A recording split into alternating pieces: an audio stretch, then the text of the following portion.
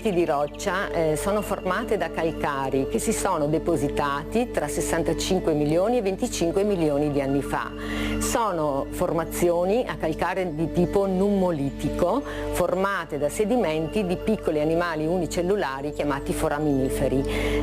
Il nome nummolitico deriva dal fatto che la forma di questi foraminiferi assomiglia a delle piccole monete.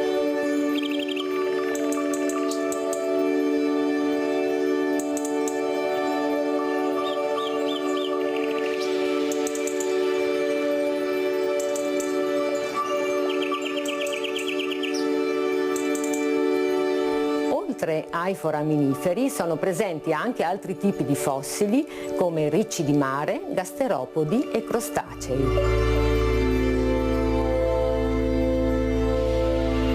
Sono stati anche ritrovati e ora sono conservati al Museo di Storia Naturale di Verona rari fossili di pesci ossei, squali, tartarughe, palme, frutti e semi. La valle era frequentata dall'uomo già 300.000 anni fa e qui gli archeologi hanno condotto diversi studi.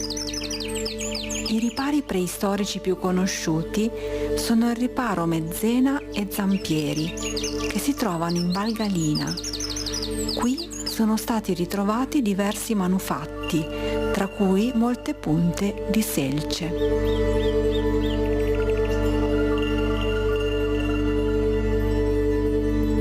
In epoca più recente, dalle colline è stata estratta la pietra per costruire statue e palazzi di Verona, forse anche la tua casa.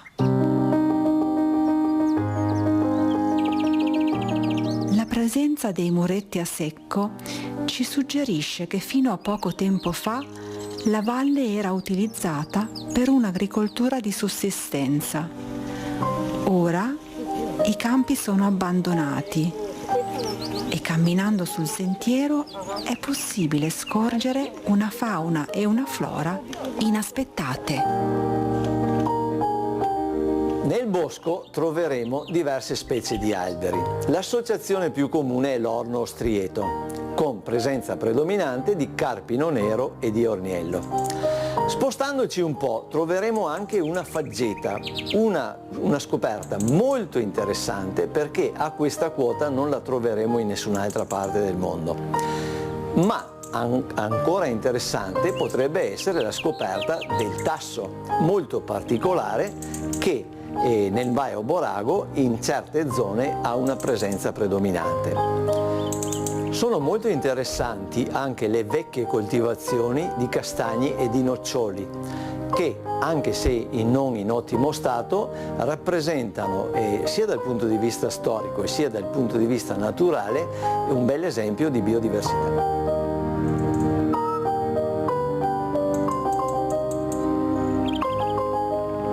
Se osserviamo bene, possiamo riconoscere i segni di presenza di molti animali, tra cui invertebrati come chiocciole, libellule e coleotteri, mammiferi come la volpe, il tasso e il riccio, anfibi come la salamandra e il tritone, rettili come la natrice dal collare.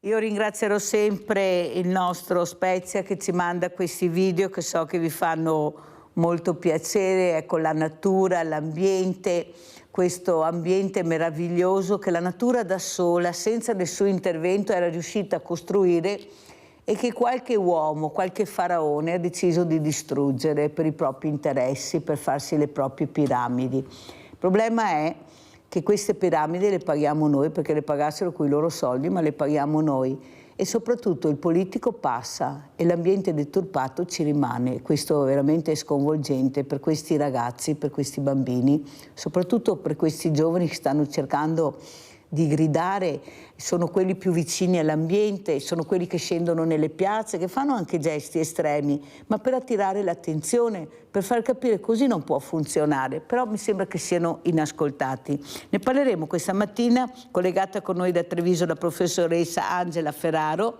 Buongiorno professoressa, grazie di essere qui come sempre. Ecco, è una che è presente nel pezzo, ecco, non è che si tira indietro o si nasconda, che è dirigente scolastica dell'Istituto Comprensivo Coletti di Treviso. E abbiamo anche in presenza Leo Bassi, manager sportivo, che sta molto a cuore a lui, ma forse anche a tanti di noi, questa cortina, queste piste da bob, questi soldi, una montagna di soldi che adesso ci dirà, e forse capiremo quanti soldi e il perché questi soldi, se va bene spendere tutti questi soldi in un momento terribile che stiamo passando tutti noi. Cercheremo di capire qualcosa con questi addetti ai lavori. Allora io partirei proprio dalla professoressa Ferraro. Allora professoressa, sono partita con questo video meraviglioso per far capire l'importanza dell'ambiente. Lei che vive con questi ragazzi, che sta cercando anche di dare dei messaggi positivi, facendo anche delle cose importanti che riguardano l'ambiente, come sono questi giovani? Sono intrigati questi ragazzi? Hanno piacere di partecipare a certi eventi che riguardano l'ambiente? Com'è la situazione a scuola, professoressa? Allora, buongiorno a tutti, grazie dell'invito come sempre. Oggi potevo e quindi ho accettato volentieri. Allora, la situazione è la seguente. Più è bassa l'età dello studente, più la sensibilità ambientale è alta. Quindi sono particolarmente sensibili alle tematiche ambientali i bambini della infanzia e ancora di più i bambini della primaria, perché hanno una consapevolezza maggiore. Un po' inizia a diminuire alla secondaria di primo grado, ma comunque è ancora presente. Quindi diciamo che il problema della sensibilità ambientale nella fascia delle giovani generazioni è meno presente, è nella fascia degli adulti che ce n'è meno, paradossalmente, no? Dove la consapevolezza dovrebbe essere maggiore. Per quanto riguarda la scuola, la mia scuola è molto attiva in progetti che hanno a che fare con la consapevolezza ambientale. Esempio, nelle mie scuole primarie si pratica l'orto didattico, i bambini hanno le loro aiuole e con l'aiuto di una docente, alcuni docenti, tra i quali anche docenti in pensione e dei ragazzi della cooperativa, loro coltivano, piantano e seguono il crescere delle piantine. Quindi oltre all'orto didattico abbiamo i progetti con l'alcontarina che arrivano nelle classi e spiega ai bambini quali sono i materiali inquinanti, oppure i progetti con per esempio l'associazione Apicoltori Veneto, che è andata alla Vittorino da Feltro e in altre primarie del mio istituto a spiegare l'importanza delle api, il progetto sull'impollinazione, insomma dei progetti a largo spettro sia sulla consapevolezza della protezione dell'ambiente e dell'inquinamento, sia nella pratica della piantumazione per esempio degli alberi.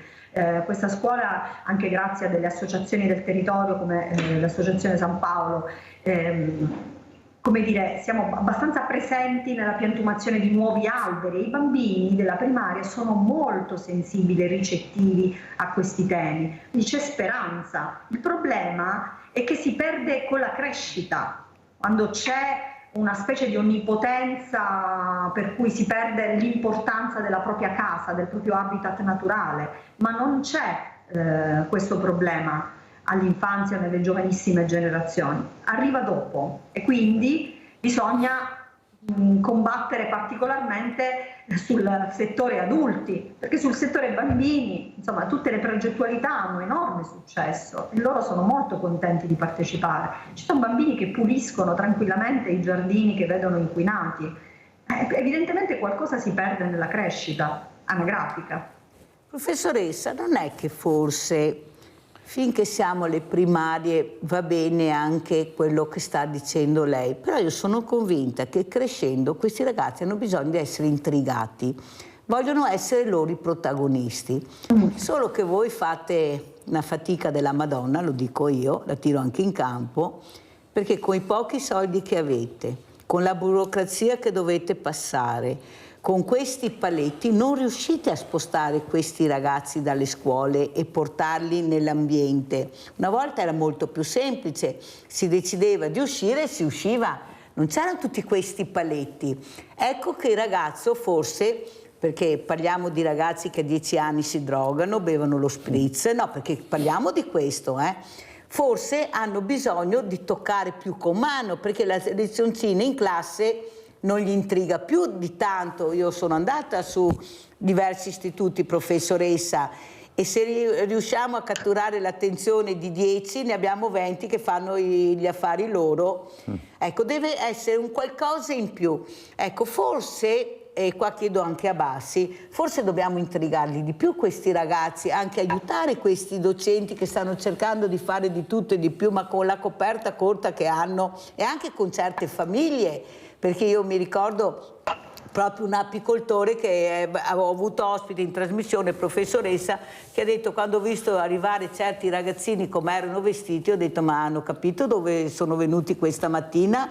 E soprattutto quando poi fa alla domanda, ma come mai ti sei vestito così? E la mamma mi ha vestito così e mi ha detto che non devo sporcarmi, non devo sporcarmi. Cioè, capite che non è colpa di questi ragazzini se poi li troviamo nelle baby gang, cioè avete capito come funziona in certe famiglie. Bassi, lei che si occupa di sport, ecco, per l'ambiente, perché è qui per parlare anche di Cortina, della pista da bob, di numeri, prego Bassi. Beh, da dove vogliamo cominciare? Io dico, se dobbiamo parlare dell'educazione che i genitori danno in ambito sportivo, intanto i ragazzi dovrebbero farne di più di sport, ma gratuito. Perché il problema oggi è che perfino il calcio costa. Cioè una famiglia, fino a 10 anni fa era impensabile che un ragazzo, una famiglia dovesse pagare un corso di calcio, una scuola di calcio per mandare il proprio figlio di 6, 7, 8 anni, no, in uno spazio dove normalmente si è sempre giocato all'aria aperta, no? 2 libri a fare la porta e si giocava. Oggi questo è difficile e la scuola calcio, già il nome non mi piace, scuola calcio, perché i ragazzi finiscono scuola all'1:30, vanno a mangiare di fretta, alle 2:30 c'è l'allenamento del calcio, e scuola calcio io la chiamerei in un altro modo, ma al di là di questo costa 700-800 euro, perfino il calcio, che è lo sport, diciamo, nazionale e più popolare. Poi vediamo come si comportano i genitori magari all'interno o fuori dal recinto durante le partite. Ci sarebbe tutto un discorso da fare di educazione, e poi vediamo che molte mamme vanno negli spogliatoi con i ragazzi di 7-8 anni a spiegargli come ci si deve fare la doccia, magari mettiti la maglietta, e il bambino, che è l'unico, no, che ha la mamma presente, si vergogna, resta malissimo, viene bullizzato, cioè si crea una catena di errori che poi è difficile anche correggere. Qualche società finalmente ha deciso di proibire, per esempio, l'ingresso dei genitori nell'ambito, cioè nella struttura sportiva. Però è un problema, perché sono i genitori che pagano, quindi i genitori bisogna tenerli buoni vuol dire lasciarli fare quello che fanno. Molto chiaro. Abbiamo Rinaldo da Venezia. Ciao Rinaldo.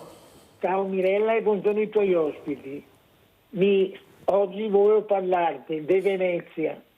Adesso che a Venezia vogliono far pagare la gente. Vi te dico, da veneziano, che ho 80 anni, che sono nato a Venezia, voglio lavorare a Venezia, conosco Venezia. Qui faceva il numero chiuso, bastava, perché non è giusto che qui che va sugli alberghi che spende 1.000-2.000 euro per una camera al giorno non paga niente. E a povera gente che viene in Venezia che fa pagare. È sbagliatissimo, numero chiuso e tutti questi problemi li avremo. E dopo parla di Venezia, ho visto anche a Patrizio, gente che Venezia non sa neanche cosa che voglia dire, perché non è solo che c'è San Marco, quello che dico. Venezia aveva 220.000 abitanti, se riuscì, cava via il tessuto sociale, adesso ne sei 48.000, cosa vuol dire? Il garbotato del suo tessuto sociale, no? Il ha fatto andare via, perché i veneziani ne andai tutti a mettere in maniera di quella, perché non le case costano un sacco di soldi, case che ne sei 3.000 devo a Venezia, però ne avevo visto tirare fuori 90 milioni di euro, che era, per mettere il posto e dare alla gente, ai veneziani. Ormai è diventata, a parte un museo, ma è schifoso, no? È tutto a soldi, tutto questione di soldi. Venezia si faceva il numero chiuso, veniva la gente che veniva, perché non è giusto che uno che ha 3 fiori venga a Venezia e paga 30 euro per un operaio Dopo quello che va al Bauer, al Danieli, in giro chi le bel via, non mi interessa, perché pago 2000 euro della Camera. Grazie Rinaldo, devo andare avanti, hai fatto bene fare le riflessioni perché è il tema del momento, poi ne parleremo, abbiamo anche i servizi, sentiremo anche le persone cosa ne pensano, come ha detto Rinaldo, però io vorrei parlare anche di scuola in questo momento perché sta molto a cuore con la professoressa Ferraro, perché hanno fatto il bilancio definitivo 2024-2025, marca studenti a picco e maglia nera in Veneto. La denatalità ci fa perdere in tutto 2.457 iscrizioni e 77 classi. Siamo a quota 101.860. Nelle primarie addio a 1.315 alunni. Questi sono i temi che sono da toccare, perché sono il futuro, i ragazzi sono il futuro. Professoressa, cosa dice di questi numeri? Cioè, sono numeri reali, purtroppo noi siamo tutti consapevoli che andiamo incontro alla denatalità progressiva, un impoverimento della popolazione scolastica, e se ci mette anche l'esistenza delle scuole private, delle scuole paritarie, le scuole statali, per quanto si sforzano veramente di fare oltre il proprio meglio, la situazione è abbastanza difficile, drammatica, perché poi senza una scuola solida si perde ormai quasi l'ultimo parto dell'educazione delle nuove generazioni. Per quanto riguarda quello di cui stavate parlando prima col suo ospite, io ci tengo tanto a sottolineare che per esempio la scelta della mia scuola è stata quella di curvare verso lo sport. Noi siamo con la curvatura sportiva convintamente, non perdo l'occasione di ribadirlo, perché? Perché quello che diceva il suo ospite è vero, anche lo sport si paga naturalmente, ma è fare sport per i ragazzi è estremamente importante e le neuroscienze dimostrano che agevola l'apprendimento, e da noi ci sono ben 6 laboratori sportivi gratuiti. Però sono iniziative che non possiamo mandare a livello strutturale come scuola, perché manca una sperimentazione nazionale, per esempio di un indirizzo sportivo alla scuola media, non c'è da ordinamento, quindi noi istituti comprensivi come il mio, appunto il Collegio di Treviso, andiamo avanti annualmente con iniziative che ci permettono di poter avviare dei laboratori sportivi gratuiti per i ragazzi, come per esempio l'ultimo avviato che ha avuto un successo enorme, il laboratorio di difesa personale, frequentato per la stragrande maggioranza da ragazze. Il tema della denatalità è un tema oggettivo con cui si deve fare i conti, che si deve accettare, che incontra il tema della multiculturalità, ma anche quello va accettato, e quindi la conformazione e la morfologia delle scuole sta cambiando. Si parla di futuri accorpamenti. Nelle città o nei piccoli comuni, come posso dire, in cui la scuola è un presidio del territorio, è un elemento di centralità di un quartiere, di una vita sociale, diventa ancora più importante, e c'è la paura delle famiglie e della cittadinanza di poter perdere il proprio plesso, la propria scuola, il proprio punto di riferimento. Però, come dire, è un dato triste ma drammatico quello della denatalità. Non è che ci si può fare nulla, perché nessuno può creare bambini se non ci sono. Ma mi scusi, professoressa Ferraro, facciamo una parentesi. Lei ha detto una cosa che mi ha intrigato. Ha detto, ci mettiamo anche le private, le scuole private, ma quello che mi domando io, ma perché la scuola, ci deve essere anche la scuola privata? Noi abbiamo la sanità privata che sta galoppando, abbiamo la scuola privata, ma se la scuola si chiama scuola, dovrebbe essere la scuola? Cos'è questo privato che si allarga sempre di più e sta prendendo degli spazi, a mio avviso, molto delicati, dominanti. E nel silenzio assoluto, assordante, qui c'è un silenzio assordante su tutte le cose che ci riguardano e che dovrebbero essere in primo piano. Bassi, cosa ne pensa lei? Perché ha parlato molto chiaro la professoressa Ferraro. Molto interessante quello che ha detto la professoressa, e faccio anche i complimenti per il lavoro che fa, perché non ce ne sono molti che riescono a mettere insieme tante esigenze.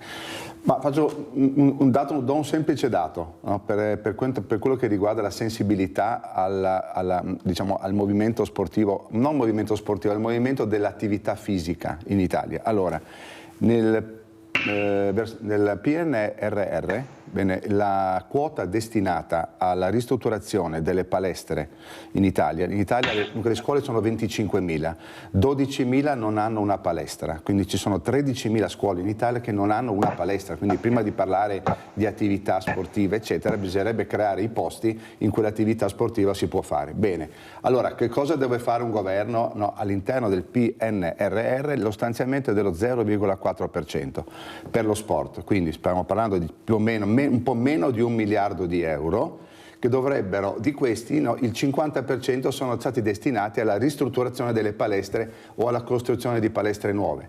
Se lo dividiamo questo importo per 25.000 palestre, per 25.000 scuole, vediamo che stiamo parlando di briciole, stiamo parlando di nulla, stiamo parlando di niente, e quindi vuol dire che non c'è la consapevolezza politica del problema e come diceva Mirella, mi permetto di dire che sarà sempre di più l'assistenza che le società sportive private devono dare.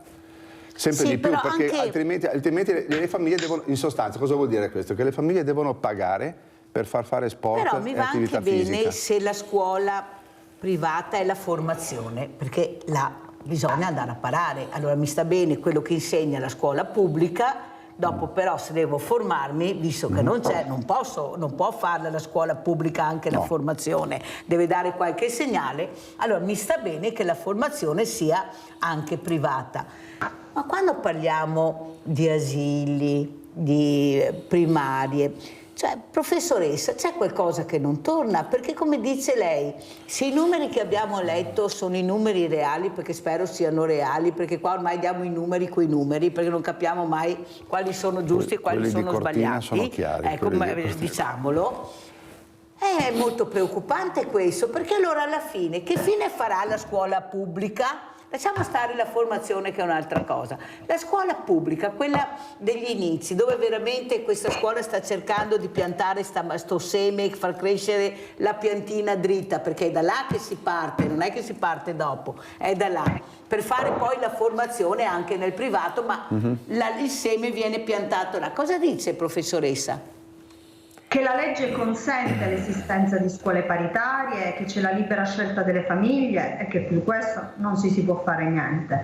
Quello che dispiace è che non si sia sostenuta adeguatamente la scuola dello Stato, particolarmente nel settore della primaria, che nella storia della pedagogia era il fiore all'occhiello della scuola italiana. Cioè la cosiddetta scuola elementare, quindi la scuola di base, era veramente il pezzo di settore dell'istruzione più funzionante, migliore, e che tutto il mondo ci invidiava. Poi man mano con le varie riforme, col trascorrere degli anni, si è sempre più secondarizzato, quindi con il pullulare di progettualità, laboratori, materie, la divisione.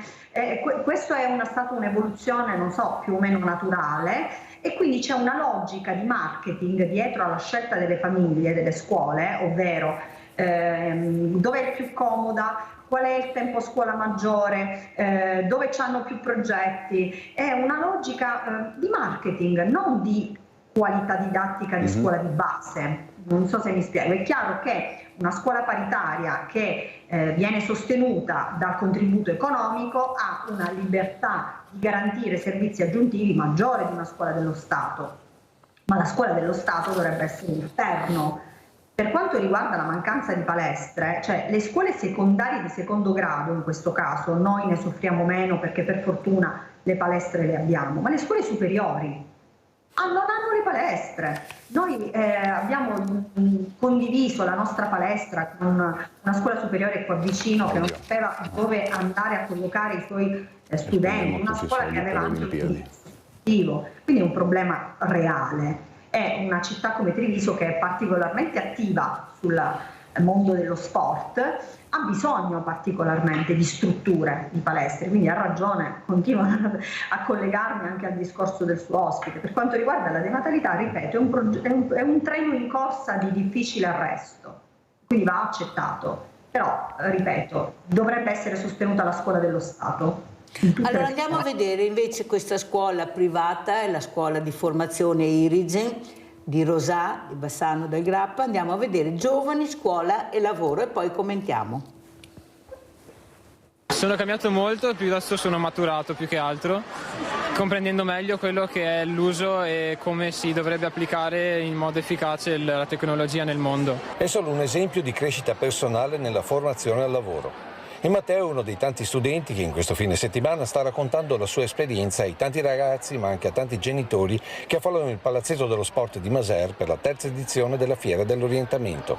Un'iniziativa voluta dagli istituti scolastici e da 9 comuni della Pedemontana del Grappa che hanno sottoscritto la convenzione Insieme per il lavoro. Ci siamo resi conto che i ragazzi al giorno d'oggi vivono in una società talmente complessa, hanno talmente tanti stimoli che non sono in grado di fare scelte. Ma non sono solo i giovani ad aver bisogno di una guida, stando ai seminari affollati di genitori. Perché riportare a scuola anche i genitori? Perché anche i genitori devono in qualche modo aggiornarsi. Noi viviamo in un mondo che va alla velocità della luce e quindi è necessario che anche loro acquisiscano delle nuove competenze per accompagnare i loro ragazzi. Che serve un orientamento alla formazione aggiornato lo confermano anche i docenti. C'è parecchio interesse, nel senso che li vedo anche più autonomi, vengono qui in autonomia a chiedere informazioni, magari anche non accompagnati dai genitori, o se accompagnati dai genitori chiedono e sono ben interessati. Giovani che qui imparano anche una manualità per molti ancora sconosciuta. E i nostri docenti sono lì apposta per insegnare loro quella che è la manualità necessaria per svolgere la professione di estetista o acconciatore. Ma hanno voglia di muovere le mani oppure sono più propensi a utilizzarle sullo schermo del telefonino? Sicuramente non posso negare che loro siano molto più propensi a utilizzare lo schermo del telefonino, però credo che i ragazzi che scelgono il nostro percorso abbiano comunque un interesse alla professione e quindi abbiano voglia di imparare e mettersi in gioco. E nel confronto emerge soprattutto il bisogno di formare i giovani verso un corretto uso delle tecnologie digitali e dell'intelligenza artificiale. Loro sono molto preparati in quello che è l'uso del dispositivo, il cellulare, quello che è il TikTok di turno, però da lì a saper usare bene le tecnologie non hanno ancora questa cognizione e soprattutto la percezione di che questi nuovi media, di quello che possono fare, di quello che possono raggiungere, sia in maniera positiva ma anche negativa. E la consapevolezza arriva con l'istruzione. Ti sei reso conto quindi anche che il telefonino può essere pericoloso? Sì, è molto pericoloso soprattutto per i giovani e per i bambini, quindi va tenuto sotto controllo il come va utilizzato questo strumento. Quindi diciamo che la scuola ti ha dato anche consapevolezza? Sì, abbastanza. Mi ha formato anche dal punto di vista personale perché con i docenti e con tutto lo staff che c'è a scuola si cresce in tutti e due i settori, sia personale che professionale. Allora, professoressa Ferraro, scuola, lavoro, pubblico, privato, ma si sposano benissimo, perché lo dicono i stessi ragazzi intervistati. Prima ho fatto un percorso, questo mi ha aiutato veramente a inserirmi su quello che era la mia passione, perché è da là poi che parte il tutto. Prego, professoressa. Ma per quanto riguarda la formazione professionale, proprio la Regione Veneto è abbastanza in avanti, come dire, negli ultimi anni è stata abbastanza sostenuta, e per fortuna, nel senso che se fa un giro in tutto il mondo delle aziende e dell'industria le diranno che moltissime aziende, moltissime imprese hanno difficoltà a reperire varie figure professionali, quindi assolutamente va sdoganato questa licealizzazione e per forza l'idea che bisogna andare all'università come formazione terziaria per i ragazzi, perché c'è tutto un mondo dell'istruzione tecnica superiore per quanto riguarda il mondo terziario e tutto un mondo di formazione professionale per il mondo secondario e di secondo grado che va assolutamente sostenuto, perché altrimenti ci troveremo senza una marea di figure professionali tra un po'. poi perché per moltissimi ragazzi hanno un ritorno in senso di sentimento di autoefficacia immediato. Quindi su questo viva la formazione professionale, viva la formazione tecnica superiore e attenzione a una mentalità un po', come posso dire, un po' chiusa di moltissime famiglie che tendono a spingere i figli per forza in carriere universitarie. Non è detto, non c'è una formazione di serie A, una formazione di serie B, è questo che bisogna combattere. Forme di pregiudizio che oggigiorno sono veramente assurde che ancora esistano. Ci sono vari tipi di formazione e la nostra società necessita di vari tipi di figure professionali, di qualifiche, vari tipi di mestieri, vari tipi di lavoro, altrimenti tra un po' ci ritroviamo senza. In effetti noi abbiamo visto varie attività, poi c'è il ragazzo che è più indirizzato su un percorso che su un altro, ma lo vedi perché ci sono i docenti che sono attenti a questo, che riescono a capire qual è l'orientamento del ragazzo, ma se poi torni in famiglia e questo genitore dice no, ho deciso che tu farai il liceo perché ho fatto il liceo classico, lo scientifico e secondo me questa è la tua strada, sto ragazzino dice vanne fuori. Bassi, cosa dice? Con l'importanza della scuola e della formazione, scuola e lavoro e anche sport, prego. Ma io mi permetto di fare una battuta, ma tutti vogliono fare i procuratori sportivi adesso, no? Perché naturalmente c'è la pubblicità dei procuratori, dei giocatori di calcio e ci si fa un'idea completamente sbagliata di quello che è effettivamente questa attività. Io ricevo in ufficio poi 3-4 candidature, diciamo, spontanee alla settimana, no? Di ragazzi che magari stanno facendo tutt'altro, che però sognano questo mondo. Questo mondo, a proposito di rapporti fra scuola e il messaggio che, diciamo, il mondo dello sport dovrebbe dare alla società è proprio le Olimpiadi di Cortina. Mi permetto di una chiosa perché siamo arrivati ormai, dopo alcuni dati, siamo arrivati a un costo di 3 miliardi e 190 milioni di copertura finale, con ulteriori però un'aggiunta di 413 milioni di euro di cosiddette, fra virgolette, ulteriori necessità. Quando Cortina Milano si è aggiudicata alle Olimpiadi del 2026 ci furono alcuni politici, non facciamo i nomi, ma basta andarceli a vedere, che dissero saranno alle Olimpiadi a costo zero. Il costo zero è questo, 3 miliardi e 190 milioni, con ancora dati che non sono certi perché naturalmente ci sono attività e lavori che sono in corso. La più celebre è la pista da bob che è arrivata a 124 milioni di euro, ma ci sono tantissimi piccoli interventi da 40-50 milioni di euro. Anche il famoso Alto Adige, che doveva essere un esempio, no, di rettitudine, spende 39 milioni di euro per ristrutturare lo stadio dove si disputerà uno solo evento, le gare di biathlon maschili. Questo è il messaggio. Allora, le Olimpiadi dovrebbero essere uno strumento, un veicolo per veramente trasmettere il messaggio giusto, un messaggio di equilibrio, e questo è il messaggio che noi diamo. Ultima notizia di pochi giorni fa, all'interno dei 3 miliardi e 190 milioni di spesa non si sono trovati i soldi, quindi 0 euro, per le camere di albergo che servono alle delegazioni delle Paralimpiadi. Quindi gli atleti troveranno posto nel villaggio olimpico, tutte le delegazioni, c'è bisogno di 350 posti, di 350 camere a Cortina, ne sono state trovate 4. Pubblicità.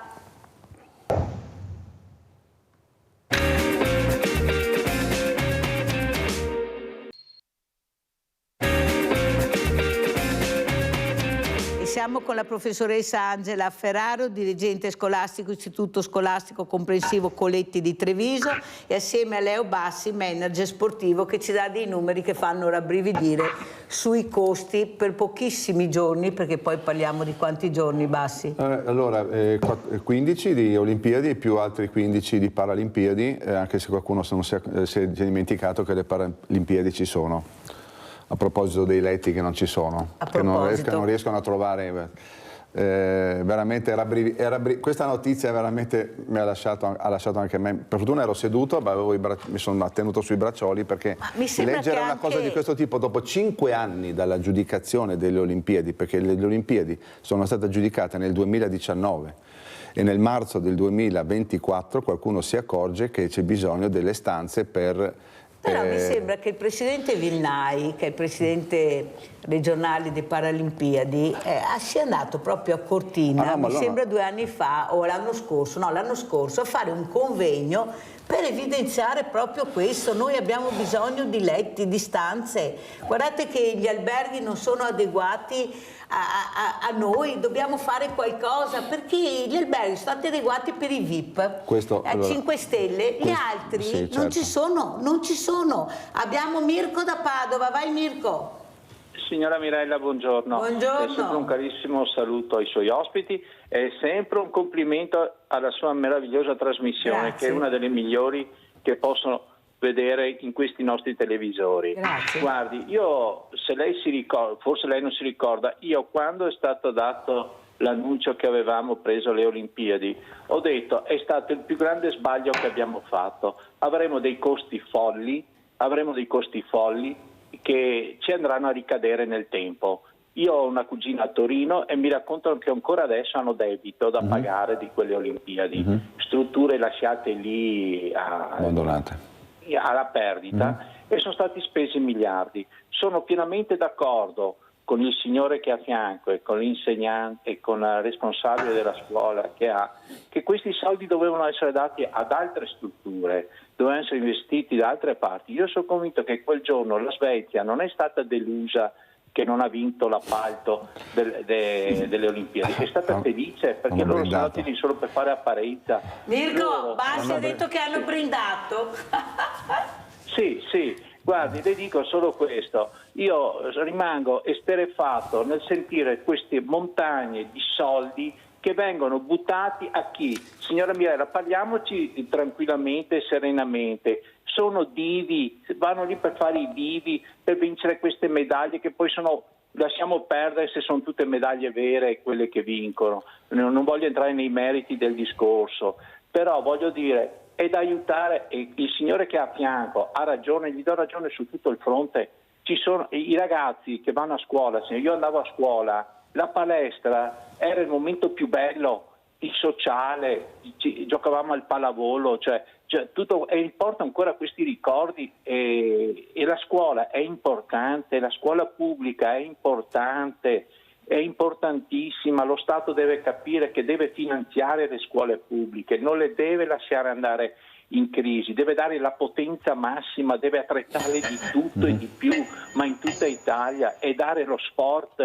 Allora avremo i ragazzi che crescono in un sistema sociale importante. Ecco, io sono pienamente d'accordo con i suoi 2 illustri ospiti. La saluto e sempre complimenti alla sua trasmissione. Grazie Mirko. Sentiamo anche la professoressa Ferraro, poi sentiamo anche Leo Bassi. La professoressa, come sente, a casa c'è il buon senso, capiscono le difficoltà che state passando, non solo anche fisiche e come sicurezza, perché ci mancava anche quello ormai, ma purtroppo è le difficoltà a superare tutti questi paletti per dare il senso della vera scuola, che non è solo didattica, è tutto una scuola allargata che ha bisogno di tante cose.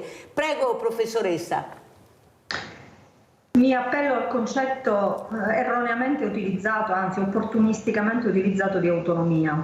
Allora, c'è stata negli anni 2000 la grande riforma dell'autonomia scolastica, ma in realtà mai andata a sistema, e adesso è opportunisticamente utilizzata, ovvero quando fa comodo a taluni o per certi aspetti la scuola è autonoma, quindi il dirigente scolastico è responsabile di tutto, la scuola deve adempiere a tutto, bisogna fare carabinieri, giudici, assistenti sociali, psicologi, tutto, infermieri, tutto. Quando non va bene siamo terminali ultimi di, come posso dire, disposizioni che partono dall'alto. Quindi il concetto di autonomia non è mai andato a reale regime, non è mai stato effettivo. E la questione dei PNRR, per cui magari qualcuno può pensare che noi siamo invasi di soldi dei PNRR, non è così. E che capacità decisionale abbiamo sulle linee di investimento PNRR di cui siamo destinatari? Quasi nessuna. Su qualcosa possiamo operare, dei laboratori per i ragazzi, per fortuna, su altro non possiamo decidere poco e niente. E la modalità del finanziamento è una modalità a rimborso, a saldo. Non è che ci vengono dati i soldi e ci viene data la possibilità di spenderli con tutti i controlli minuziosi del caso. No, ci vengono date delle quote, delle percentuali di anticipo e poi noi dobbiamo andare comunque a pagare e poi ci viene dato un saldo. Lei capisce la grave difficoltà di una scuola come un istituto comprensivo che non ha un bilancio florido di poter sostenere anche economicamente queste gravosità. Quindi l'autonomia della scuola è un bluff, non è reale. Ci dessero davvero l'autonomia decisionale per poter operare lì dove noi, ogni scuola sa la sua specificità laddove c'è maggior bisogno, laddove c'è più necessità di fondi specifici. Non possiamo essere tutti uguali, non possiamo essere terminali di disposizioni dall'alto e poi c'è un'invasione di burocrazia che ci penalizza tantissimo perché ci toglie il 60-70% del nostro tempo. Pensate, abbiamo Leone da Tre Basile, che vai Leone, poi andiamo da Leo Bassi. Ciao Mirella, grazie a tutti i tuoi ospiti. Allora, grazie di questa insegnante che ha detto che la scuola è un bluff. La scuola italiana è un bluff, non è quella che immaginiamo che sia. Grazie per aver detto questo. Finalmente, si commuove. Finalmente che la scuola italiana è un bluff. Non è la scuola col doppio senso, professoressa, col doppio senso lo dice. È il bluff di poker. Poi queste Olimpiadi, ma Zaia non aveva che non sarebbero state niente perché le strutture c'erano. E adesso cosa ci troviamo? Con tutti questi soldi da spendere? Non lo so, e però continuiamo a votare la stessa gente, perché anche la Pedemontana non doveva votare niente, e continuiamo a votare questa gente. Ciao Mirella, grazie. Abbiamo sentito Leone, prego Bassi, e così tranquillizziamo anche la professoressa che non è un bluff che diceva il nostro Leone, ma era sottinteso per seguire il discorso che aveva fatto. Prego Bassi. Forse intendevo un bluff da poker, cioè il finti bluff.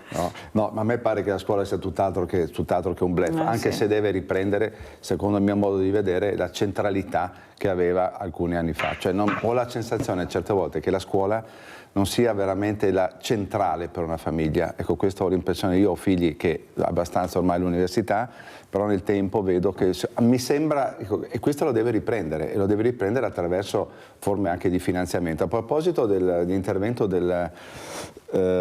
dell'ospite al telefono di prima, gli devo dare una brutta notizia. Allora, a proposito di debiti sul quale noi cittadini del quale noi saremo gravati, i famosi 413 milioni di costi aggiuntivi sono già stati messi a bilancio, 120 nel 2024, 140 milioni nel 2025 e 140 nel 2026, quindi le Olimpiadi di Cortina, ancora prima di iniziare, hanno già determinato un buco di bilancio.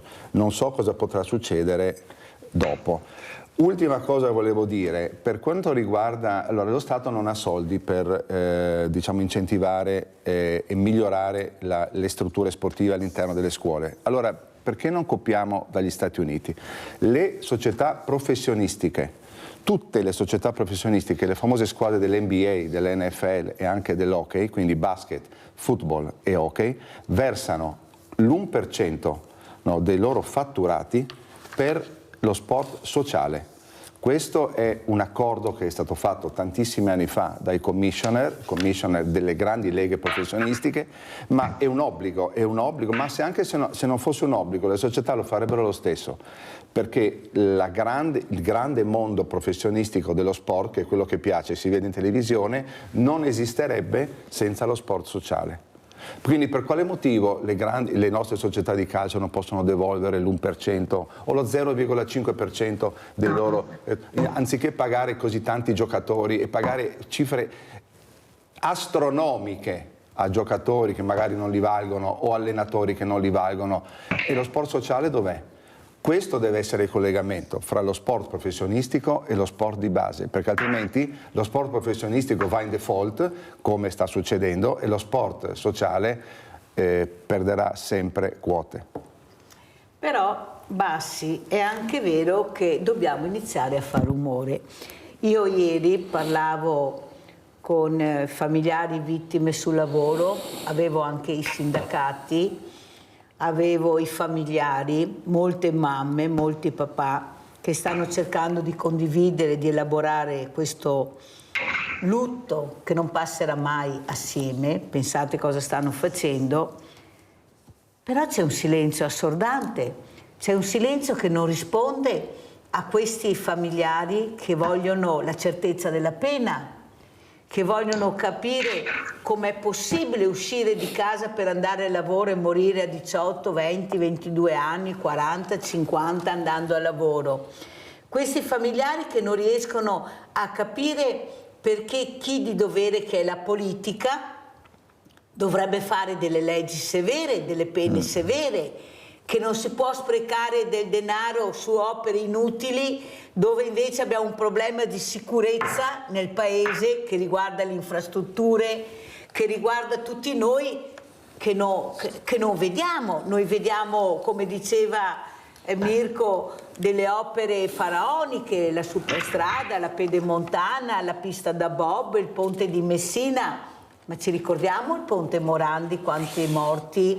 Ci ricordiamo che qualcuno sapeva e proprio per un business pazzesco non ha fatto niente. E questi sono messaggi devastanti anche per i ragazzi, questi ragazzi che si chiudono sempre più a riccio, professoressa, che non si fidano più neppure del mondo del volontariato. Però dove si fidano? E l'abbiamo visto nella pandemia, nella scuola. Chi avrebbe mai pensato di trovare i ragazzi seduti sul marciapiede perché volevano stare vicino alla loro scuola?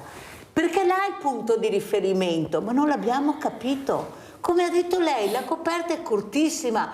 Come faccio io a seguire Mirella sui suoi magari eventi se non riesco a portare fuori questi ragazzi perché costa troppo, perché c'è la burocrazia, perché ci sono i familiari che non gliene frega niente, alla domenica devo andare in qualche altro posto, invece di capire l'importanza di essere assieme, di vivere assieme queste giornate, questi eventi. Professoressa, dobbiamo iniziare a fare rumore tutti assieme, dobbiamo cercare di far capire, la mia trasmissione si chiama Sveglia Veneti, l'ha detto anche Leone, ha parlato molto chiaro, svegliatevi, perché noi siamo qua per farvi capire e penso che essere anche molto chiara, la professoressa l'ha detto, pensate cose che riesco a fare nella scuola, ma ho una coperta corta che basta, ha detto non so neanche come faccia. Prego professoressa. Allora, innanzitutto ci tengo a sottolineare che per bluff intendevo l'autonomia scolastica e questa testimonianza che invece io nella scuola ci credo parecchio, è che la scuola dello Stato è centrale ma non abbastanza, deve essere ben più centrale e va sostenuta in tutte le forme, in tutti i modi. Sì, la pandemia l'ha dimostrato, la società liquida cui vi siamo immersi oggi lo dimostra ancora di più. Io ho la fortuna di dirigere l'Istituto Comprensivo Coletti di Treviso, in cui c'è un grande senso di appartenenza, dove ci sono per la maggioranza famiglie collaborative, dove attraverso lo sport, in cui io credo molto perché lo sport non è un diletto ma è intrinseco nei processi di apprendimento, e combatte la dispersione scolastica, previene il disagio. Io ho bisogno di fare più sport possibile perché i ragazzi stiano il più possibile a scuola e non per strada o da altre parti. Mi riferisco a famiglie invece che non si possono permettere magari di pagare alte rette di palestre e società sportive. Dunque, quindi la scuola deve essere sostenuta il più possibile, proprio perché è centrale.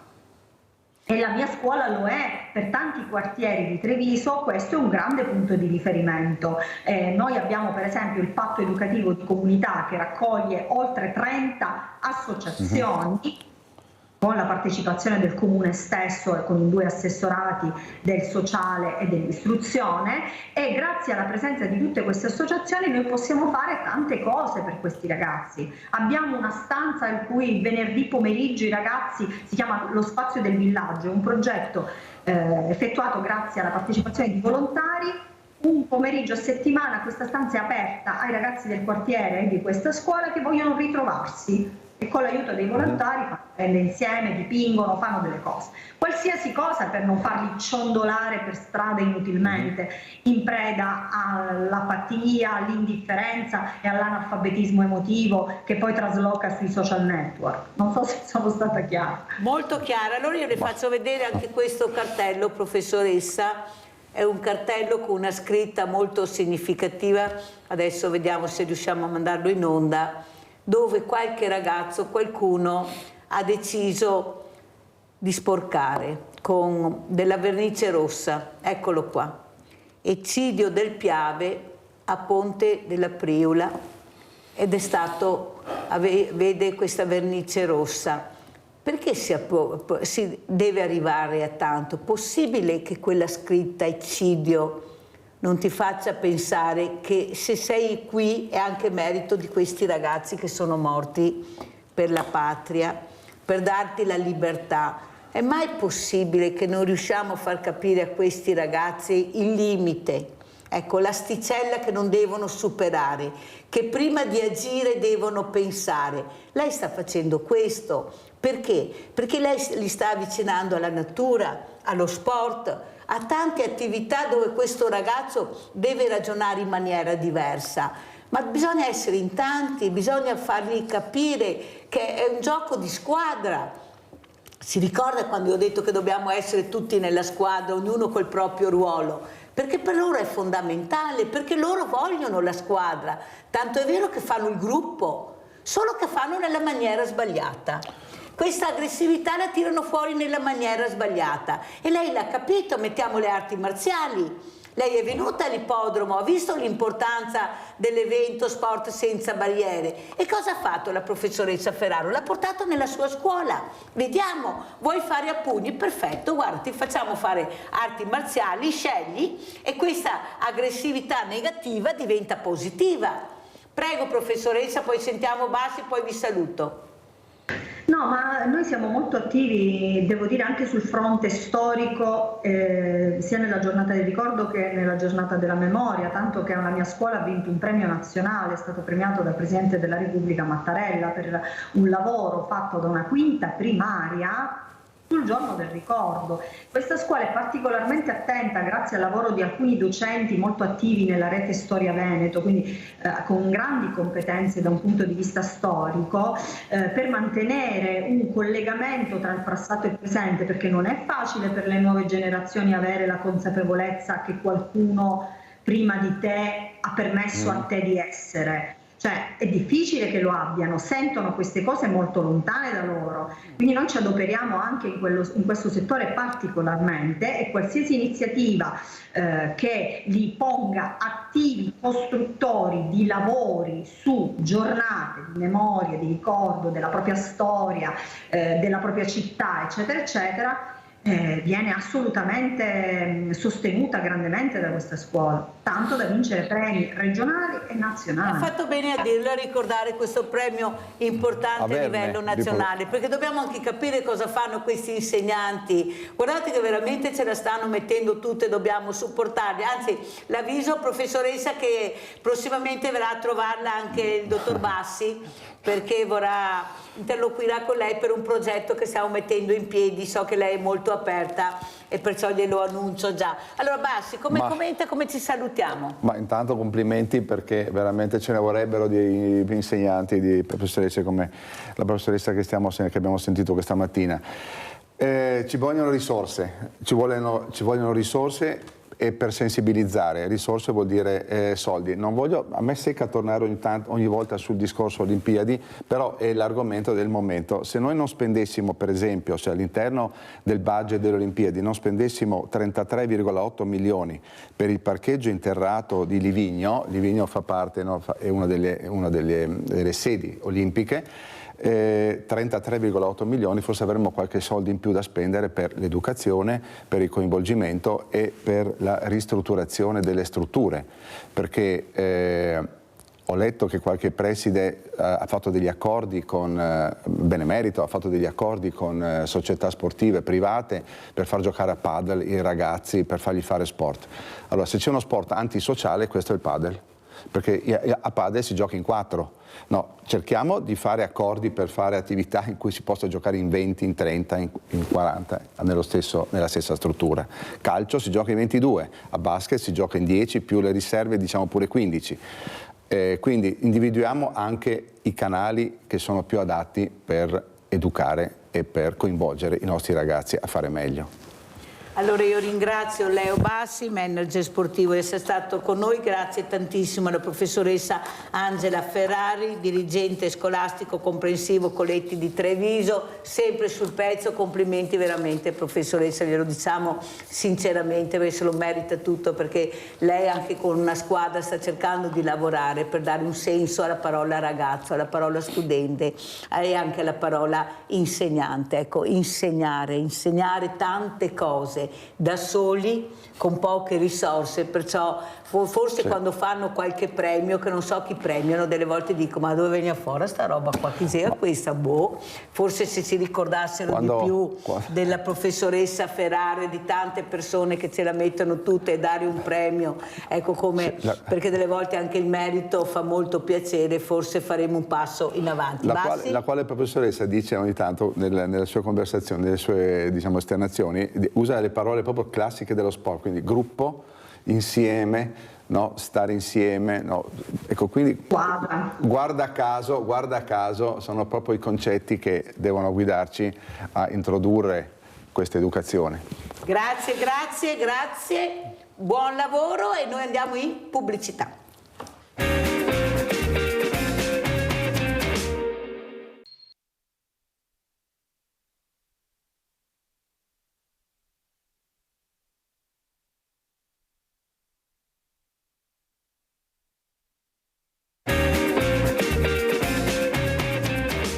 E saluto veramente questi graditissimi ospiti. Abbiamo in presenza Elia Adami, presidente fondatore Sostegno Animali, con Marisa Maragno, vicepresidente Sostegno Animali Pets ODV, e abbiamo anche collegato da Treviso Stefano Mandelli, associazione in memoria di Mattia Battistetti. Grazie Stefano Mandelli di essere qui. Mi direte cosa ha abbinato la Mirella? Ho abbinato i morti, ho abbinato queste persone che rimarranno invalide e per i familiari sono sempre perdite, questo bambino sbranato dai cani, perciò questa sedia vuota, come dicevano le mamme che abbiamo sentito Mandelli domenica a questo importante evento.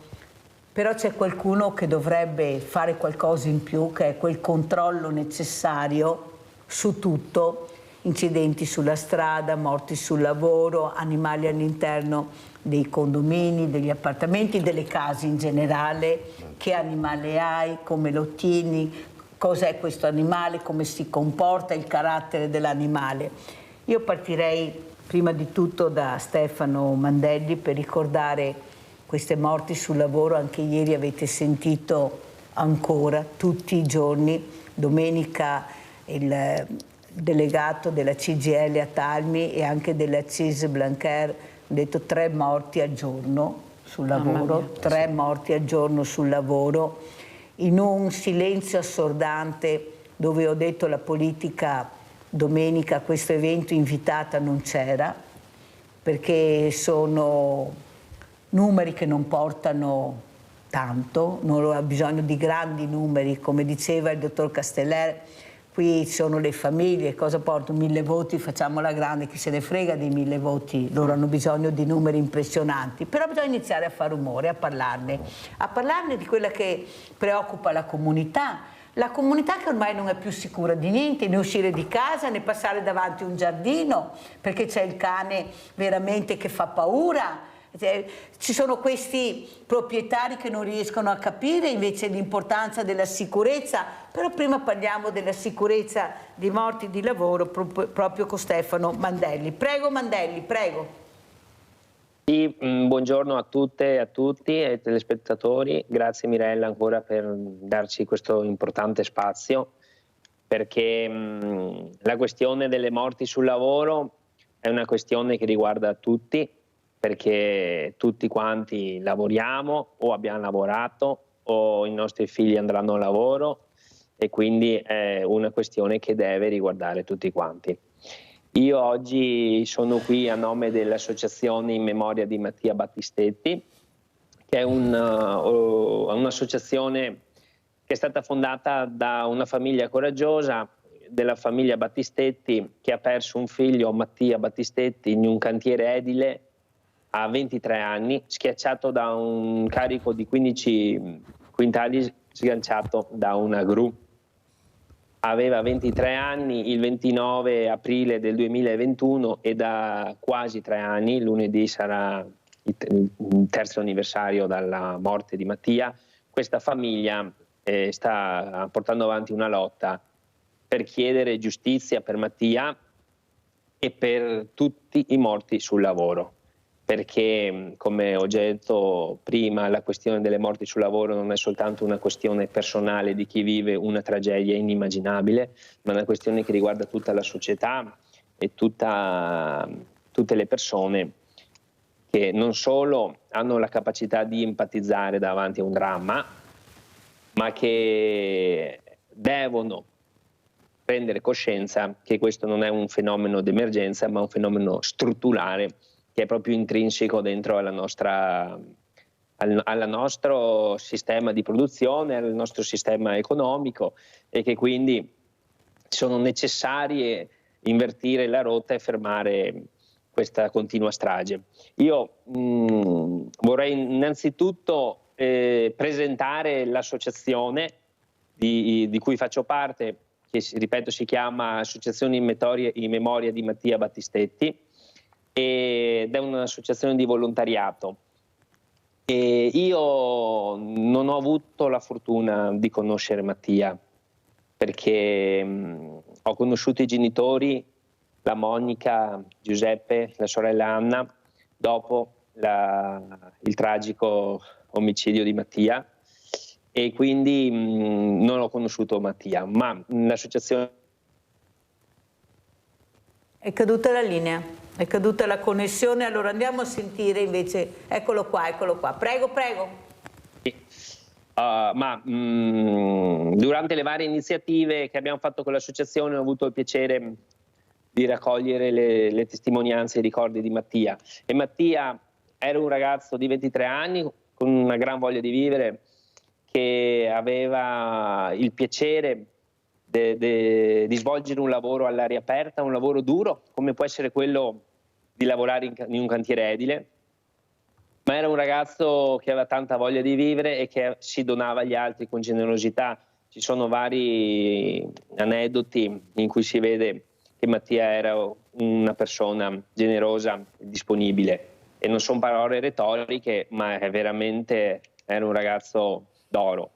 E con questo spirito è nata l'associazione in memoria di Mattia, per ricordare Mattia, perché come sappiamo tutti, come hai detto anche tu Mirella, non è possibile superare un lutto così grande per la famiglia, per gli amici, ma il ricordo è doveroso e la lotta perché questo non accada più è altrettanto doveroso. Allora andiamo a sentire anche cosa ha detto, devo correre purtroppo perché il tempo è tiranno e devo raccontare tante cose, anche la seconda parte di Nicola Talmi, sindacalista della CGIL, c'era anche la CISL con Brancher, loro sono venuti per cercare anche loro di capire cosa si può fare in più. Io, a mio avviso dobbiamo fare più squadra, noi non possiamo, e lo dico veramente a Mandelli andare da soli, non arriveremo da nessuna parte, non arriveremo da nessuna parte. Noi abbiamo bisogno di fare squadra con i più forti. Sono i sindacati che siedono al tavolo delle trattative, non arriveremo noi a sederci su quei tavoli, non ci arriveremo, sono loro che vengono ascoltati. Per questo io ho chiesto anche di un sindacato tutto unito su temi così devastanti, perché sono temi devastanti, queste persone non torneranno più. Abbiamo bisogno di associazioni molto importanti a livello nazionale, noi possiamo fare da contorno, dobbiamo esserci, però sono loro che devono portare, perché hanno i numeri, sono associazioni nazionali. Andiamo a sentire Nicola Talmi della CGIL. Quindi il tema degli appalti su appalti, che ricordo questo governo ha anche peraltro liberalizzato, è un tema gravissimo, perché viene meno, diciamo così, la responsabilità diretta da parte dell'azienda principale, direi anche del committente, quindi c'è un problema di normare diversamente questo sistema che è quello degli appalti. E un altro ancora degli elementi è quello della precarietà, perché è evidente che un lavoratore che ha un contratto a tempo determinato o che magari è in somministrazione o che magari è in apprendistato, è un lavoratore che più difficilmente farà valere i suoi diritti sulla sicurezza. Cioè un lavoratore che è tutelato, un lavoratore a tempo indeterminato in un'azienda strutturata, se vede che c'è una prestazione lavorativa che è pericolosa, può fermarsi e dire io questa cosa non la faccio, è anche giustificato ai sensi, voglio dire, della legge per farlo. Ma un lavoratore che invece è precario, che non sa se tra 2 mesi gli confermeranno il contratto o che magari è appunto un piccolo appalto dentro un grande schema più grande, chiude un occhio rispetto al mancato rispetto alle norme sulla sicurezza e magari poi succedono le disgrazie. Quindi in realtà sul tema della sicurezza sul lavoro ci sono delle cose concrete che si potrebbero mettere in campo da subito e sono delle cose che hanno a che fare proprio con diciamo così, norme di legge che attribuiscono con più chiarezza la responsabilità in capo alle persone quando succedono questi disastri. Il governo ha introdotto uno schema, un meccanismo di patente a punti che potrebbe essere anche una buona idea, cioè nel senso che le aziende che hanno molti infortuni nella loro azienda perdono dei punti, quindi a un certo punto non potrebbero nemmeno più lavorare, fatto salvo che poi insomma, nella realizzazione di questa norma abbiamo capito che insomma, se poi perdi i punti basta che fai qualche corso di formazione, un po' come i punti che si perdono per la patente quando si alza il gomito alla guida dell'automobile. Ecco. Allora, Mandelli, come commenti sia quello che ho detto che le parole di Nicola Talmi? So che ti ha fatto i complimenti anche Don Dassier, che era presente, per quello che hai espresso in un momento anche molto delicato e doloroso. Avevi di fronte queste mamme, anche il papà, ma soprattutto loro in prima fila che ascoltavano, che rivivevano questo dolore terribile che non passa mai anche a distanza di diversi anni. Prego Mandelli. Sì, domenica l'iniziativa da lei organizzata, Mirella, è stata una iniziativa degna di nota e molto emozionante.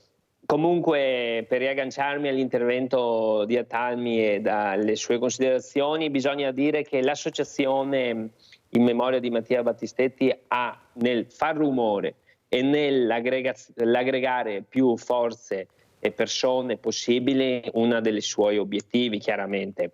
E per noi è un moto d'orgoglio avere all'interno della nostra associazione l'RSU di alcune delle più grandi fabbriche della provincia, che ci hanno sempre accompagnato in aula, che sono sempre stati a fianco delle famiglie, RSU dei maggiori sindacati parlo, e per il processo la CGIL di Treviso è nelle parti civili, è stata messa come parti civili e quindi sono completamente d'accordo con te che soltanto l'unione può fare la forza e può alzare la voce e fare rumore. Il motto dell'associazione è proprio insieme si va più lontano, proprio perché dobbiamo mettersi tutti insieme e stare insieme il più possibile.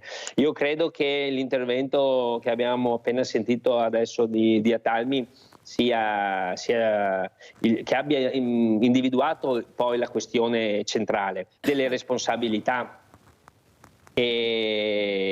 perché poco da fare in un sistema in cui il sistema in cui siamo, in cui si lavora, in cui c'è una prevaricazione del profitto sulla vita delle persone, in cui lo sfruttamento tramite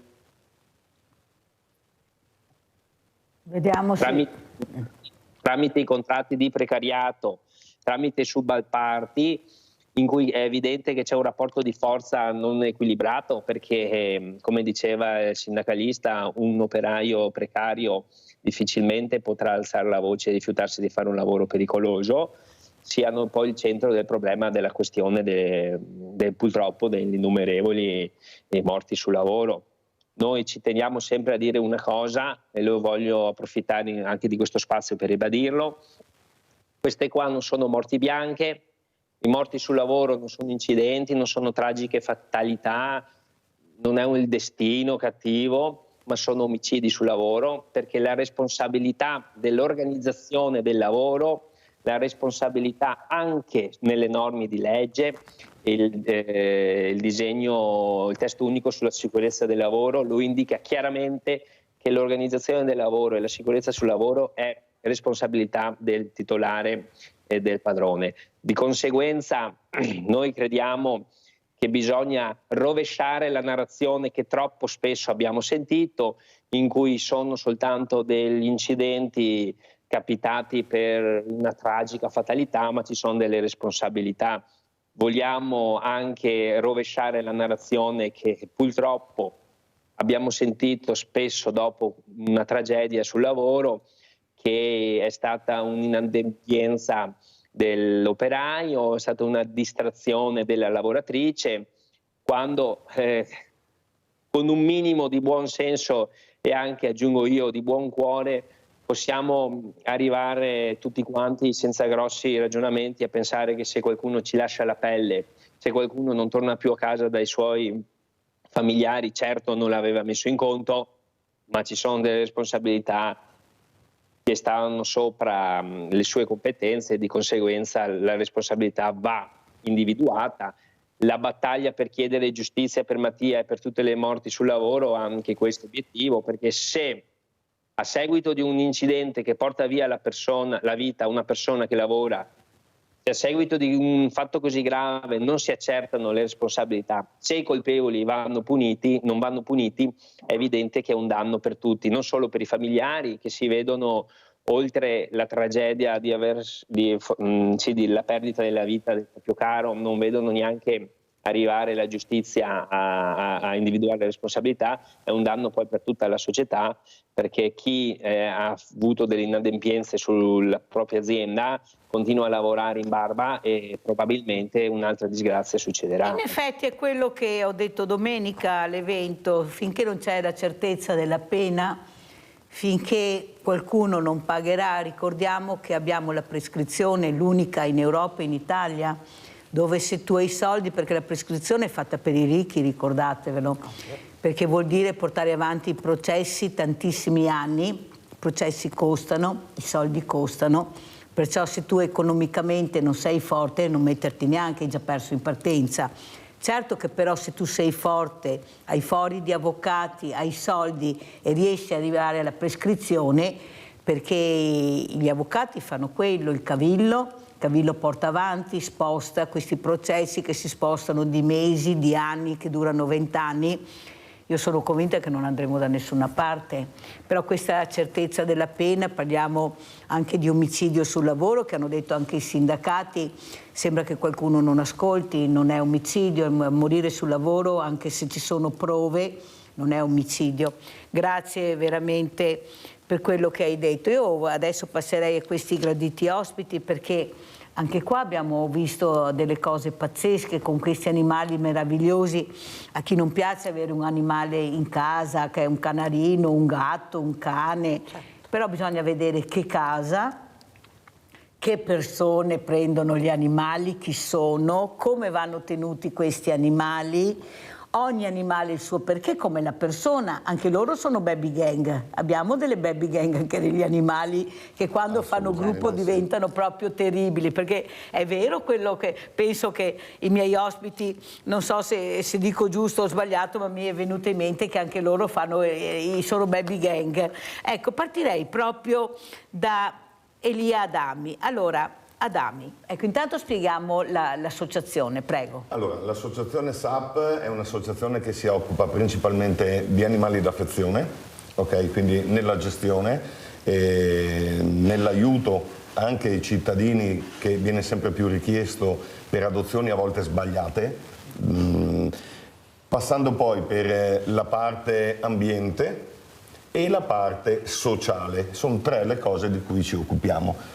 Principalmente, però, ribadisco, settore animali d'affezione, che oggi sono riconosciuti per legge da cani, gatti e furetti.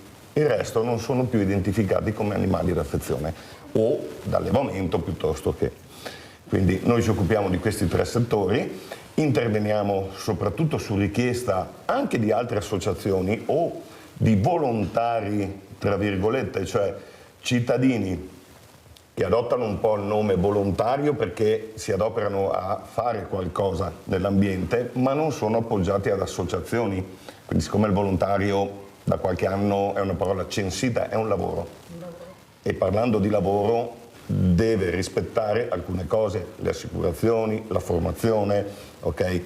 È un po' come si parlava prima, responsabilità sul lavoro.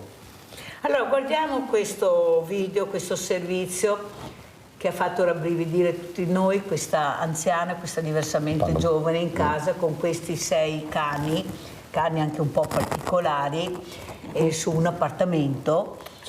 Andiamo a vedere poi, sentiamo come lo commentano.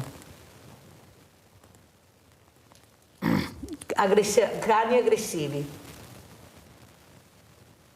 Allora, intanto che trovano il servizio, io vorrei chiedere anche a Marisa Maragno, vicepresidente dell'associazione, l'importanza di andare in sicurezza, ecco, di essere anche sicuri, perché qui sempre sicurezza si parla, anche voi rischiate la vita se non state attenti, perché quando vieni assalito da un cane che in quel momento veramente è fuori di sé, non è mica facile affrontarlo. Andiamo a vedere il servizio, allora Marisa, poi lo commentiamo.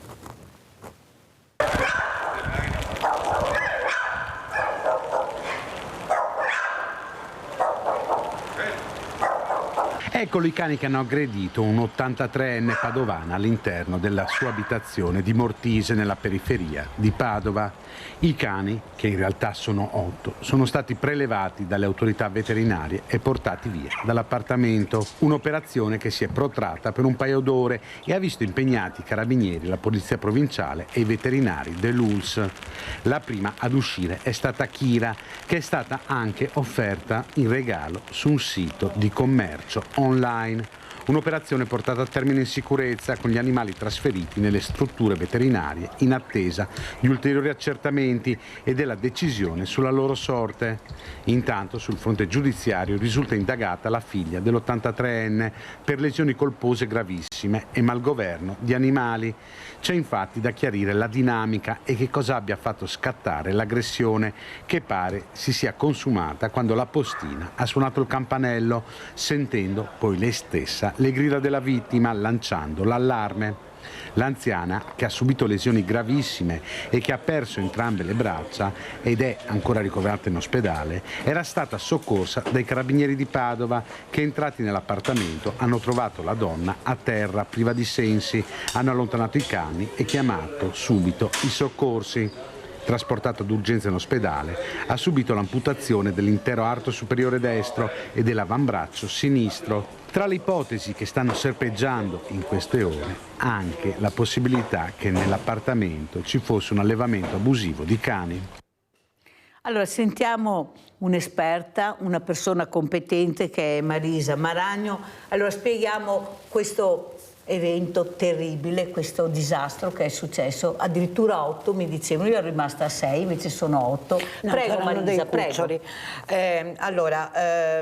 La questione era nota purtroppo e come al solito in Italia ci deve scappare la disgrazia per mettere in luce il problema. Queste persone i cani li allevavano, compravano molto probabilmente da Napoli i genitori. Tieni conto che questa razza è nata con delle prerogative, no? Ogni razza ha delle caratteristiche, delle peculiarità. Questi cani che non sono, non sono cani cattivi, ma hanno un fortissimo predatorio, ok? Come mi accennavi prima del tuo cocker, sono stati selezionati per svolgere una mansione. Sono i cani preferiti, tra virgolette, dei tossici. Mi dispiace dirlo, ma purtroppo è così, cioè è una realtà. Dei tossici, degli zingari che allevano clandestinamente. L'ASL era stata allertata più volte su questa situazione, poi magari mettono sotto sequestro il cane. L'ASL di Padova, spieghiamo. Sì, erano al corrente della situazione. Noi volontari, quando interveniamo per fare segnalazione, veniamo sempre un po' tacciati da anarchici rompipalle. Purtroppo è così, cioè, devo dire le cose come stanno, perché è una realtà tristissima, tristissima, e non siamo aiutati da nessuno, in primis dalle istituzioni. Adesso è venuto fuori il problema, chiaramente, per cui i cani spero verranno affidati in modo idoneo e probabilmente quello che è successo, i cani poi non erano della signora anziana, erano della figlia, da quello che so, che appunto, diciamo, tirava su qualche soldino vendendo i cuccioletti, ok? Facendo accoppiare questi cani e vendendo i cuccioletti. Dietro poi a questi, gli allevatori sanno che cosa significa selezionare. La selezione non la fai solo in base alla bellezza del cane, cioè in base alle caratteristiche morfologiche, la dovresti fare soprattutto dal punto di vista caratteriale. Ci sono molti allevatori abusivi, tra virgolette, che fanno scucciolare razza o simil razza, ok? Anche fra consanguinei, il che può portare non solo problemi comportamentali, ma anche problemi fisici. Una persona che abbiamo appoggiato, che stiamo seguendo, per esempio, ha adottato questo simil Jack Russell, nato da consanguinei con un'epilessia a grappolo, ok? Ha speso un botto di soldi per curare il cane è morto e la famiglia ha detto va bene, sì, te dago il cuccioletto, dammi 100 euro, a posto così. Su Subito è pieno di questi annunci. Noi siamo volontari anche noi, ma iniziamo a denunciarle queste cose, anche perché, Mirella, purtroppo c'è una tratta di cani dal sud al nord. Te lo dico perché io ho 8 cani, ok? Io adotto principalmente cani anziani ormai, che sono venuti su dal sud, che hanno fatto 10 anni in strada, che di stare in un appartamento coccolati sul divano non gliene frega niente, ok? Perché in tutto questo l'ultima cosa è il benessere del cane. Perché noi siamo convinti che con tanto amore si risolve tutto, ma non è affatto così. Non solo non si risolve tutto per noi, ma non si risolve tutto per il cane, che magari non gliene frega davvero niente di farsi coccolare sul divano. Chiarissima, ti ringrazio anche per come hai spiegato, ecco, l'importanza di capire che cane adotti, perché lo adotti, cosa vuoi, perché parliamo che non è un oggetto, a tuo piacimento. È una creatura che ha bisogno della massima attenzione, delle cure. È come uno di noi, non c'è niente da fare. Prendono le medicine che prendiamo noi quasi sempre. Sì, ma non sono mutuabili. Esatto, sì, però dire che devi essere molto attenta, non è che lo puoi prendere e decidere tu cosa fare e cosa vuoi, non è possibile. Abbiamo Tamara da Spresiano, vai Tamara. Ciao Mirella. Ciao. Mirella, devo dirti una cosa. Dimmi. Ti faccio contenta veramente perché l'altro giorno, sabato, ho chiamato il tuo ospite che hai avuto sabato pomeriggio. Ho chiamato il tuo ospite che è il pronto amico. Sì, telefono amico. Telefono amico. L'ho chiamato e adesso mi sento più tranquilla. Hai visto che avevo ragione. Brava Tamara, hai fatto bene a dirmelo. Un'altra cosa Mirella, ascoltami, io volevo chiedere una cosa ai tuoi ospiti. Mia zia ha un cane che è un cane molto buono perché è un lasky, si lascia fare di tutto di più perché la figlia di mia zia, mia cugina, ha un bambino di 1 anno e vedo che quando il cane laschi che il bambino lo lascia fare tutto, mia cugina le dice parole praticamente e il cane tenta di rinchiargli dietro e io volevo capire dal tuo ospite come mai questo cane fa questo gesto contro noi adulti. Grazie Mirella. Grazie Tamara, continua a chiamare telefono amico, mi raccomando, perché vedrai che ti troverai benissimo. Abbiamo la fortuna di avere queste associazioni di ascolto che sono fondamentali per le persone sole, chi è a casa. Sentite quello che ha detto Tamara, se avete problemi chiamate, sono là gratuitamente per questo, fatelo, specialmente quelle persone che soffrono anche un po' di depressione, che si sentono sole. La solitudine è l'anticamera della depressione, attenzione, perciò chiamate. Allora, sentiamo chi risponde a Tamara. Rispondo io. Prego. Allora, il cane, paragoniamo un po' l'esempio con un esempio umano perché è più facilmente comprensibile dai più, ok? Allora, è chiaro che i bisogni etologici del cane sono diversi da quelli delle persone, però è importante sapere che un cane sereno ha bisogno di regole. Ok? Ha bisogno di regole esattamente come un bambino piccolo. Un bambino piccolo, se non gli insegni che tirare giù la roba dagli scaffali del supermercato è un problema e quindi non va fatto, deve saperlo, cioè deve avere delle regole di vita che gli permettono di condurre il suo percorso. Anche per il cane è un po' la stessa cosa. È ovvio che non utilizza però il nostro linguaggio. Utilizza un linguaggio diverso. Noi per esempio adesso faremo con le scuole dei corsi per interpretare il linguaggio dei cani e anche per come devo parlare al cane, perché ovviamente uno che vi è in mente, no, deve dire no, questo non si fa. Allora, loro non sono abituati a comunicare con la voce, ovviamente. Il ringhio del cane è una sorta di avviso, ok? Tu mi stai rimproverando, stai alzando la voce, probabilmente stai anche gesticolando, il che mi mette in allarme, ma purtroppo anche il rimprovero con un certo tono di voce è un rinforzo. Quindi bisogna anche saper comunicare. Noi facciamo dei corsi gratuiti su questo perché è necessario saper comunicare e anche saper capire che cosa mi vuole dire il cane. Il cane in questo caso reagisce ad un rimprovero con un ringhio, ok? Il che significa è una forma di dire sta calmo perché se no morsego. Ok? È un avvertimento. È un avvertimento. Che cosa bisogna fare? Qual è la peggior, tra virgolette, punizione per un cane?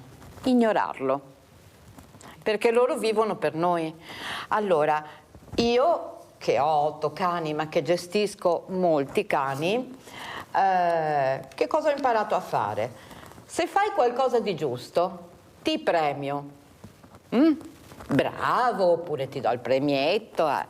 Se fai qualcosa di sbagliato, io giro le spalle e me ne vado. Ok? Questo lo fanno anche fra di loro in realtà, no? Se tu guardi dei cani, uno magari vuole giocare ma se sei ruento, che altro si ammocca? Ok? Per cui un pochino, queste sono regole così, passepartout. È il mondo della natura, anche sì, è il mondo della natura, gli orsi, che noi abbiamo voluto snaturare. Lupi, tutti, esatto, che noi abbiamo voluto Il più forte snaturare. lo vedi vince, l'altro va via. Il più forte però non è quello che ringhia e che fa il mona, è quello che osserva tutto, che sta in disparte, che interviene in caso di. Avete capito? È lui, tra virgolette, il papà o la mamma della situazione, di quel nucleo. Controlla quando vede che qualcosa non Io va. Io ho 8 cani, ne ho una che comanda. Avete capito com'è la A situazione? volte possono ringhiare anche per paura, per dimostrare una situazione dove non sono in grado di gestire, non sono in grado di gestirla, fermatevi e per fermarvi vi ringhio perché so che ringhiando voi vi fermate. State in là. Perché, Senti Elia, ma visto che parliamo di morti sul lavoro e di sicurezza, anche, ma questo è pericolosissimo anche per chi magari, non so, penso all'idraulico che entra su un appartamento, alla postina magari, che magari sente magari apre sicuro. Allora, cos'è la sicurezza in Italia? Perché vorrei anche capire dov'è la sicurezza, perché questa diventa una morte sul lavoro. Ci ricolleghiamo perché è una questione di responsabilità Mirella. E gestione. Allora, quando io leggo in Facebook, a parte che oggi, apro e chiudo parentesi, ormai si ordinano in Facebook i cani, Già, che carino cucciolino, lo prendiamo come acquistare un pacco, poi ti arriva il pacco sorpresa, che il cucciolino non è più cucciolino e non lo sai più gestire. Devi portarlo da un educatore? Sì. Hai i soldi? No. E adesso cosa faccio? Lo gestisco. Allora, definiamo anche la parte il cane aggressivo, il cane pericoloso, dove una volta c'era un elenco di cani pericolosi. Però c'è differenza tra cane pericoloso e cane aggressivo, perché può essere aggressivo anche un chihuahua. Il cane pericoloso è pericoloso per la mole e per i danni che può fare, perché io non ho mai sentito ferito sul lavoro. Ci sono l'anno scorso circa 70.000, ok? Non dico morti dovuti dai cani, ma aggressioni avute dai cani. Parlo dell'Italia. Sono tante, Sono tante, 70.000. Però è un conto se ti morde un chihuahua, ti morde un cocker, è un altro conto se ti morde un rottweiler, un alano, piuttosto che è la mole che li rende pericolosi, perché per legge oggi non è la razza pericolosa, che poi sparino il pitbull, che sparino il rottweiler. Se io ho un meticcio che supera i 35-40 kg, se morde fa gli stessi danni. Abbiamo Eleonora da Padova, vai Eleonora. È caduta la linea, mi dispiace, vediamo se riprendiamo Eleonora che ci teneva tantissimo a intervenire. Allora adesso ci ricolleghiamo con le morti sul lavoro perché bisogna parlarne, perché veramente sono numeri che fanno veramente impressione, dobbiamo continuare a parlarne. Sentiamo un altro passaggio di Nicola Tanni.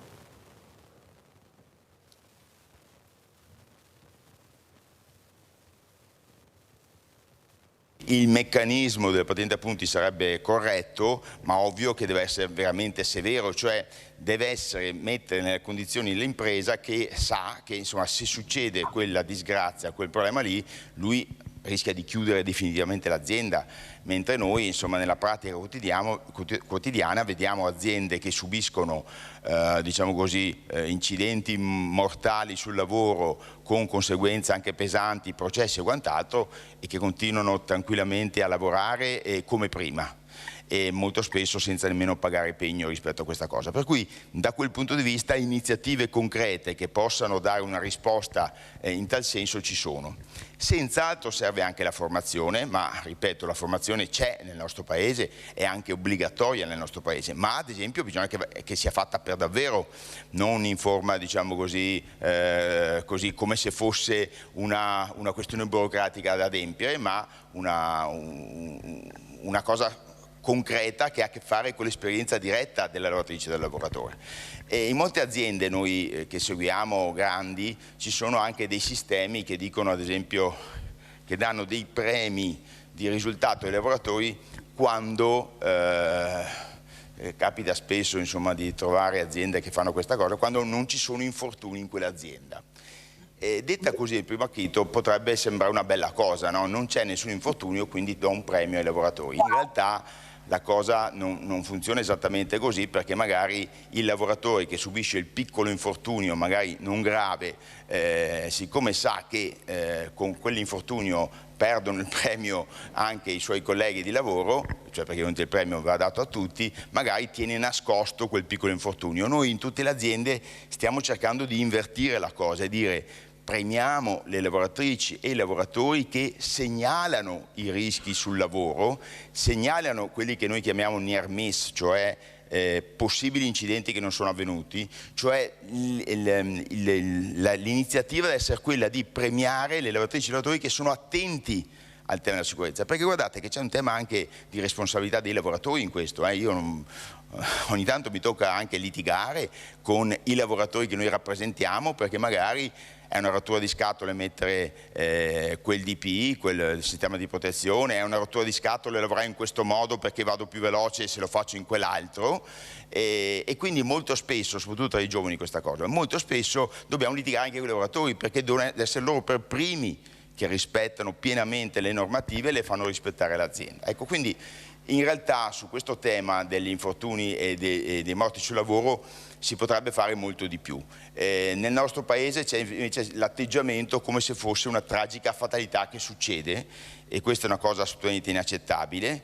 C'è da dire anche che importanti aziende, diciamo così, influenti, molto spesso riescono anche a far sì che nell'informazione non si venga a sapere molto di quello che succede nelle loro aziende, proprio perché magari comprano spazi pubblicitari, sono aziende molto importanti, molto forti, che hanno molti avvocati molto bravi per difenderli quando poi succedono queste cose. Ecco, io credo che l'impegno che viene fatto dalle associazioni su questo tema sia molto importante per tenere il faro acceso. So che è una cosa che questa dà molto fastidio, no? Perché, diciamo così, nei confronti dei familiari che subiscono questi lutti c'è un atteggiamento all'inizio di grande empatia e solidarietà, dopodiché però dopo il terzo mese che questi continuano a chiedere giustizia, dico sì, vabbè, però adesso basta. Ecco. Invece bisogna continuare, anche un po' per memoria nei confronti delle persone che hanno subito, che non ci sono più con noi qui, continuare a rompere un po' le scatole, perché è l'unico modo per dimostrare, insomma, la grande ipocrisia che c'è intorno al tema degli infortuni e della sicurezza sul lavoro. È una questione che deve diventare prioritaria, si possono fare interventi legislativi seri e si può ognuno per la propria parte fare il proprio pezzo. Però, ripeto, e chiudo con questo, tornando proprio all'inizio del mio intervento, voi capite che un paese dove un'azienda ha una possibilità ogni 20 anni di essere controllata è un paese che si affida, diciamo così, alla buona sorte, e questo non può essere nel mondo del lavoro. Abbiamo in linea Sandra da Padova. Vai Sandra. Ciao Mirella e buongiorno agli ospiti. Io sono d'accordo con il sindacalista che ho appena sentito, perché ha detto verità. Poi per quanto riguarda i cani, mio figlio ancora 7-8 anni fa, che poi è morta a 14 anni, che è un'età avanzata, aveva un Rottweiler addestrata, perché lui l'ha fatta addestrare con la sua ex morosa. E io ce l'avevo 15-20 giorni qua per lavoro quando andavo in ferie, e devo dire che era non educata di più, però non bisogna, cioè era buona di carattere, però io la portavo fuori, avevo la guardia del corpo, diciamo così, però Mio figlio mi aveva detto devi fare questo, devi fare quell'altro, devi fare quell'altro ancora. Come ha detto il signore che è a fianco a te, è vero, è la mole più, perché un piccolino, per quanto poco, non fa mai danni come un cane grosso, ma non sono le razze. È chiaro che se tu lasci un cane chiuso in un recinto, il caso del bambino che è successo l'altro giorno, io ho sentito che il cane era di i 3 cani, 4 cani era di una signora, ha lasciato la casa, sti cani erano così, il bambino giocava da solo, cioè non è così che deve andare, perché deve esserci sempre prima un adulto e poi un'altra cosa, il cane, almeno io ho parlato con dei veterinari, all'altezza uomo, diciamo, quando vede un bambino, per loro è come giocare, delle volte non si rendono neanche conto che è un bambino, perché l'animale, e poi bisogna tenerlo in famiglia.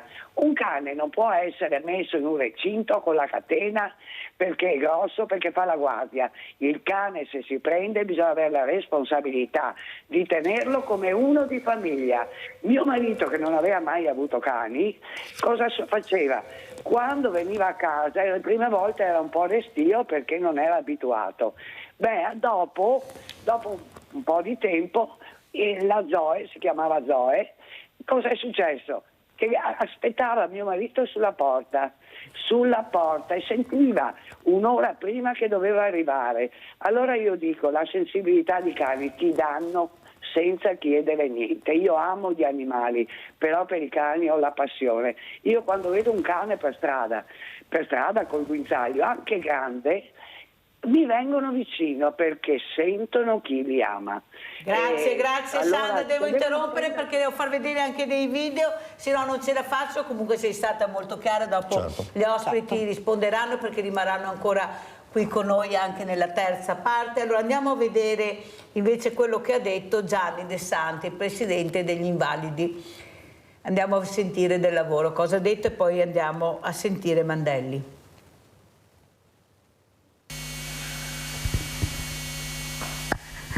Buonasera a tutti. Io vorrei fare solo una domanda ai politici di qualsiasi rango essi siano, di qualsiasi colore siano, e a tutte le sigle sindacali.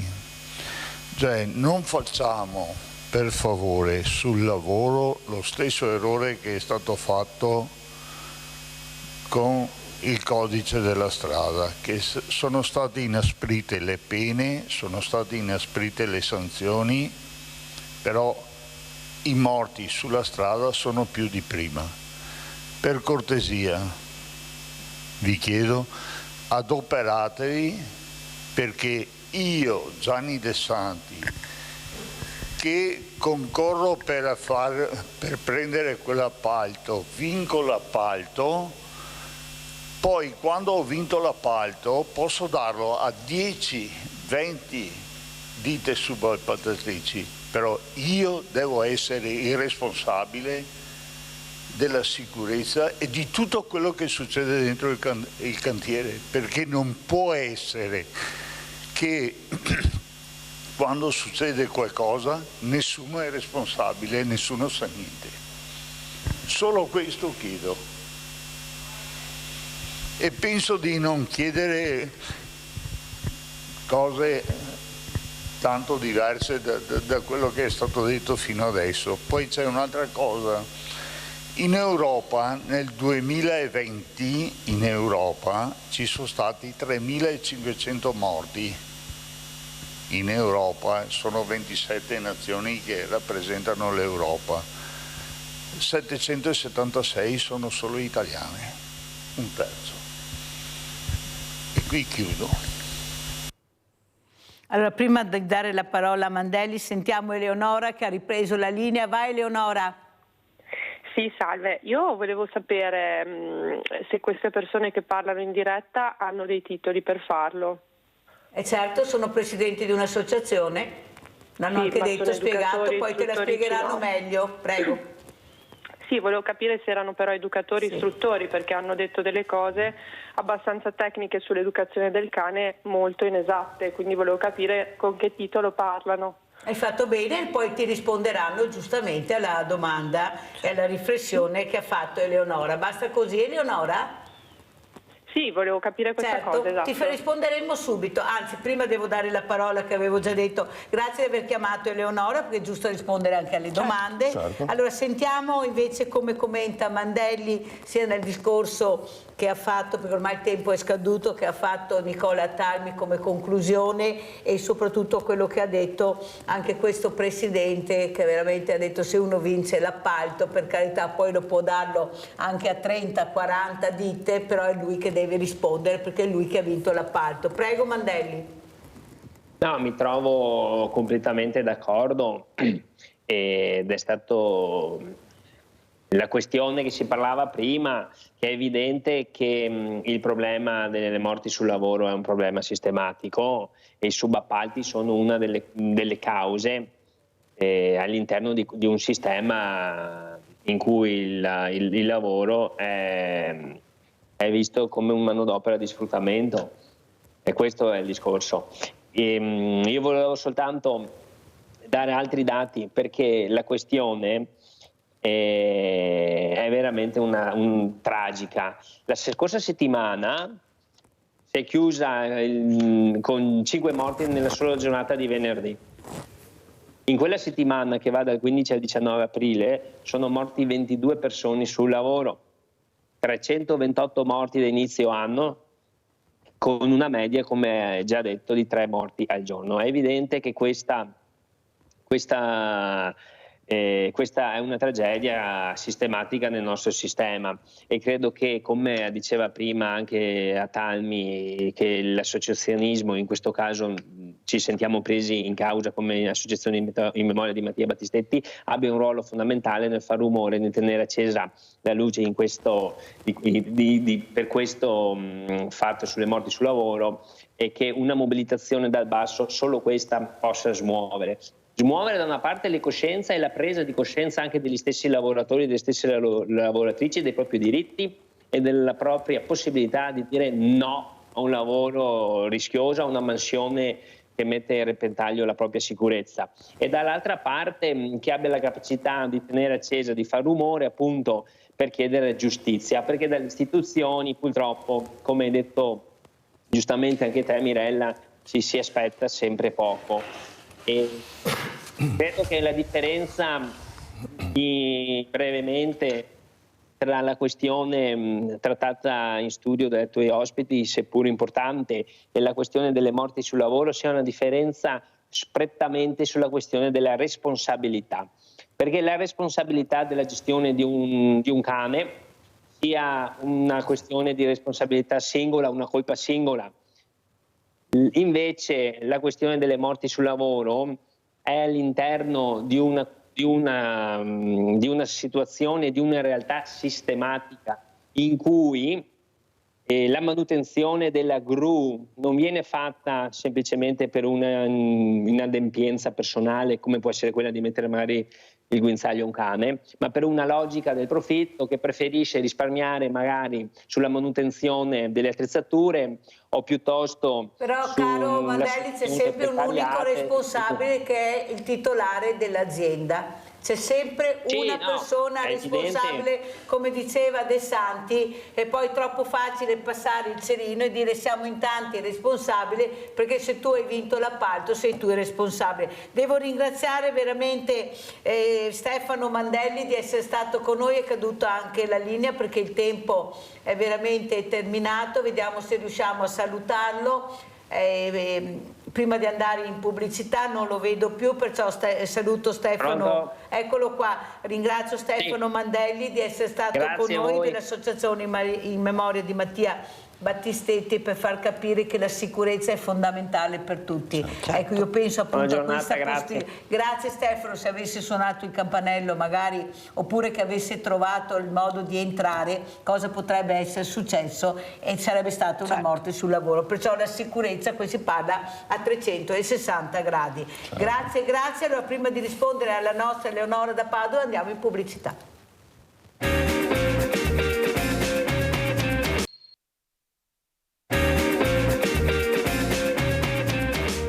saluto veramente il professor Silvio Garattini. Grazie professor Garattini di essere qui con noi, veramente grazie. Fondatore Istituto di Ricerche Farmacologiche Mario Negri. Grazie professore, io devo ringraziarla professore, ma sa che lei ha fatto un regalo a Sveglia Veneti e a me personalmente quando ha parlato dei farmaci testati sugli uomini e che li danno alle donne. Sa che ho messo in difficoltà ricercatori, addirittura sabato uno da Boston, il professor Doria, che quando ho detto questo è rimasto un po', ma ha detto stiamo cercando di fare qualcosa si sta facendo. Anche un altro ricercatore di Aviano che era assieme al dottore, al primario Bellucco. Sa che questa frase li mette in imbarazzo, professor Garattini, e io la ringrazio perché ci sta aprendo gli occhi. Prego professore.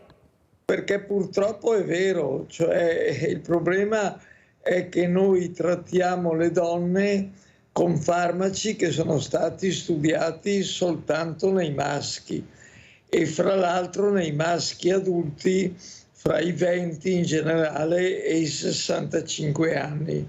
Quindi noi trasferiamo qualcosa a un altro genere, dal maschio alla femmina, sapendo molto bene per tutta una serie di dati che non sono due cose uguali, sono differenti per tante ragioni che sappiamo, ma in particolare sono differenti perché la stessa malattia per frequenza, per sintomi e per esiti non è uguale nel maschio e nella donna, ma anche l'effetto di un farmaco non è uguale, perché ci sono molte differenze nell'assorbimento, nel metabolismo e nella eliminazione del farmaco, nonché nelle proteine che rappresentano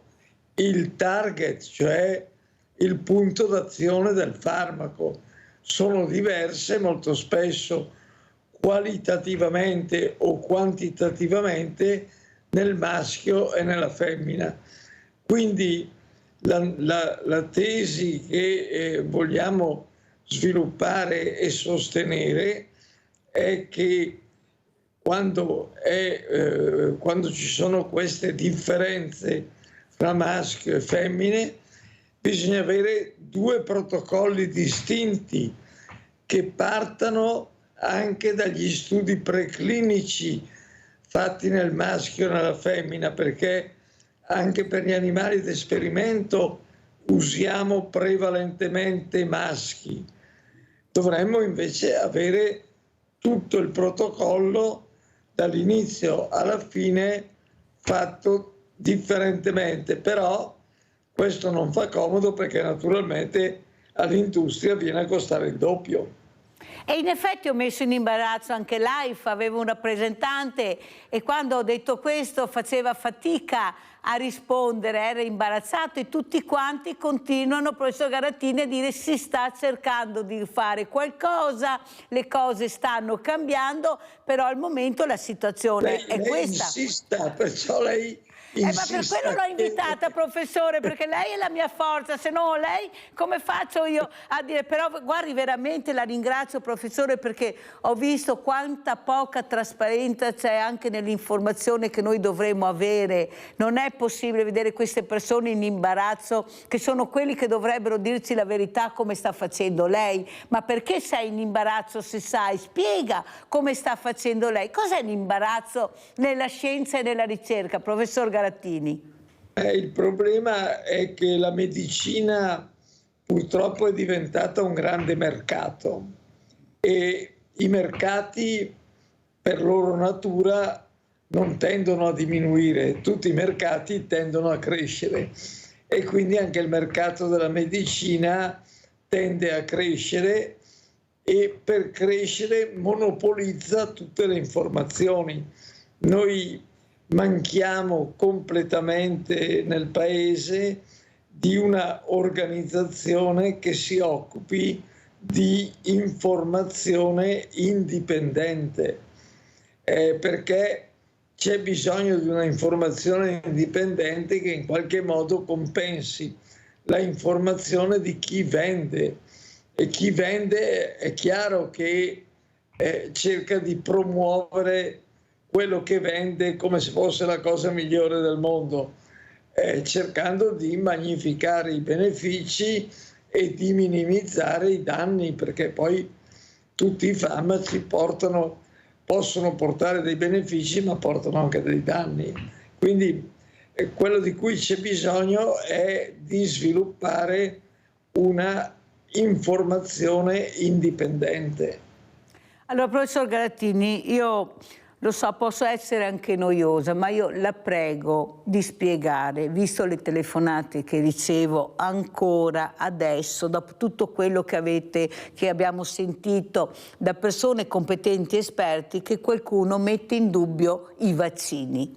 Ecco, non sono stati testati, ecco, non sappiamo veramente cosa contengono, non sono vaccini. La prego, professore, perché noi abbiamo bisogno di persone competenti come lei, perché sennò la confusione regna sovrana. Il problema è che ci sono anche addetti ai lavori che hanno creato anche questa confusione.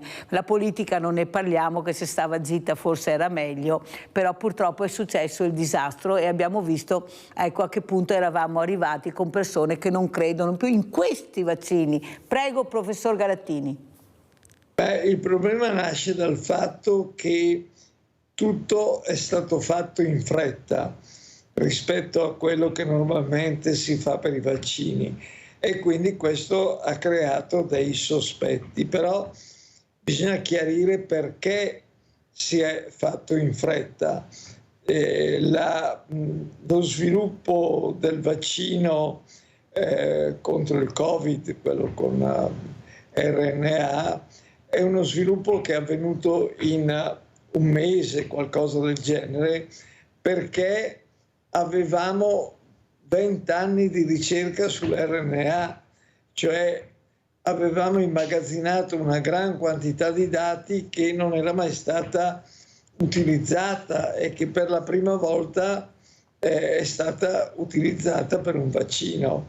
Quindi quello ha permesso di fare in fretta.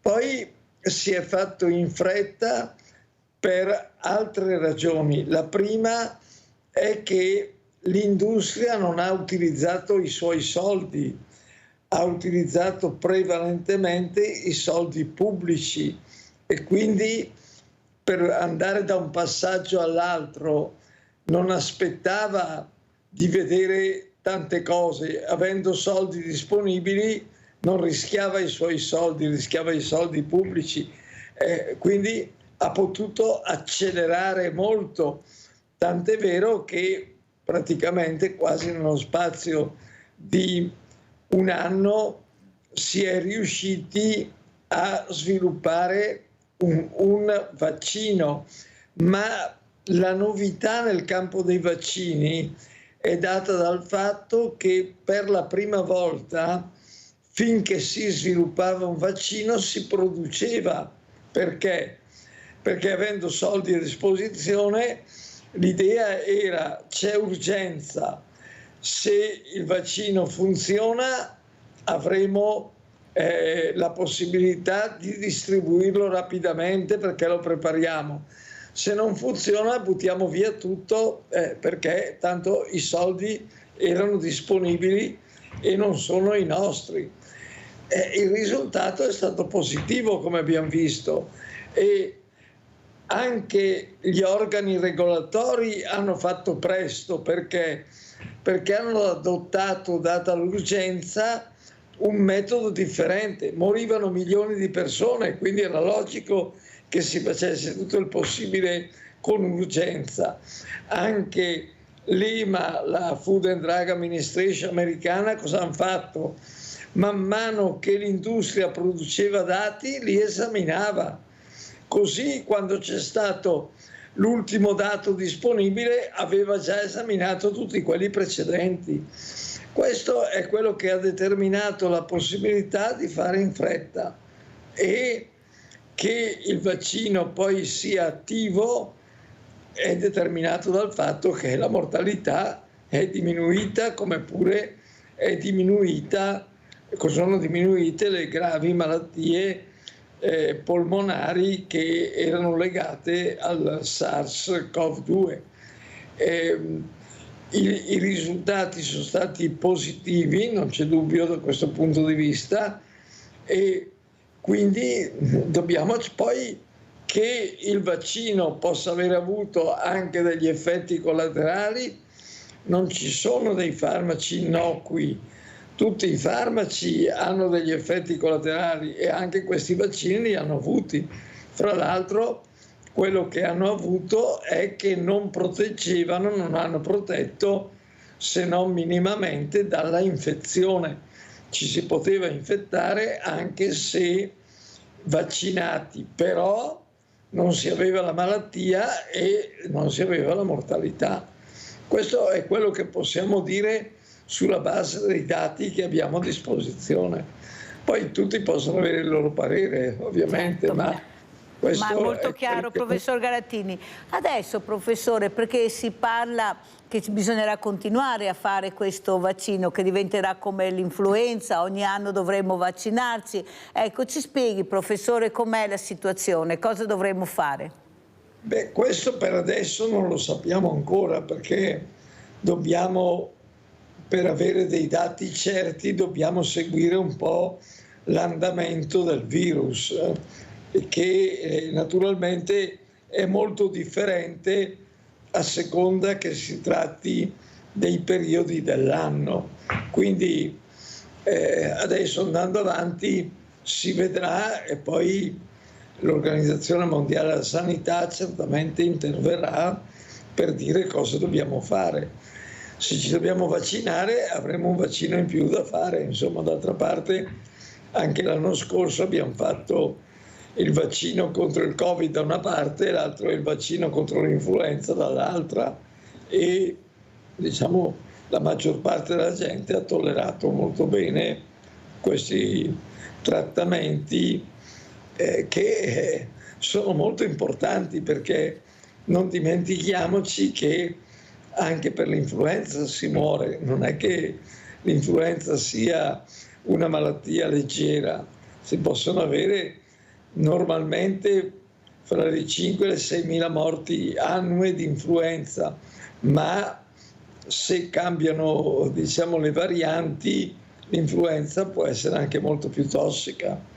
Senta, professor Garattini, l'importanza di conoscere anche la differenza tra batteri e virus, e soprattutto cos'è che la preoccupa di più in questo momento, professore? Perché noi l'ascoltiamo molto volentieri, prima perché spiega veramente bene com'è la situazione, avete sentito, aspettate, al momento siamo fermi, stiamo valutando, studiando. Ecco, cos'è che la preoccupa di più e la differenza tra batteri e virus? Perché ancora non si sa bene, perché nessuno spiega niente. Dovrebbe essere anche il medico di famiglia a volte a spiegare. È morto da un virus, ha preso un batterio all'ospedale. Prego, professore.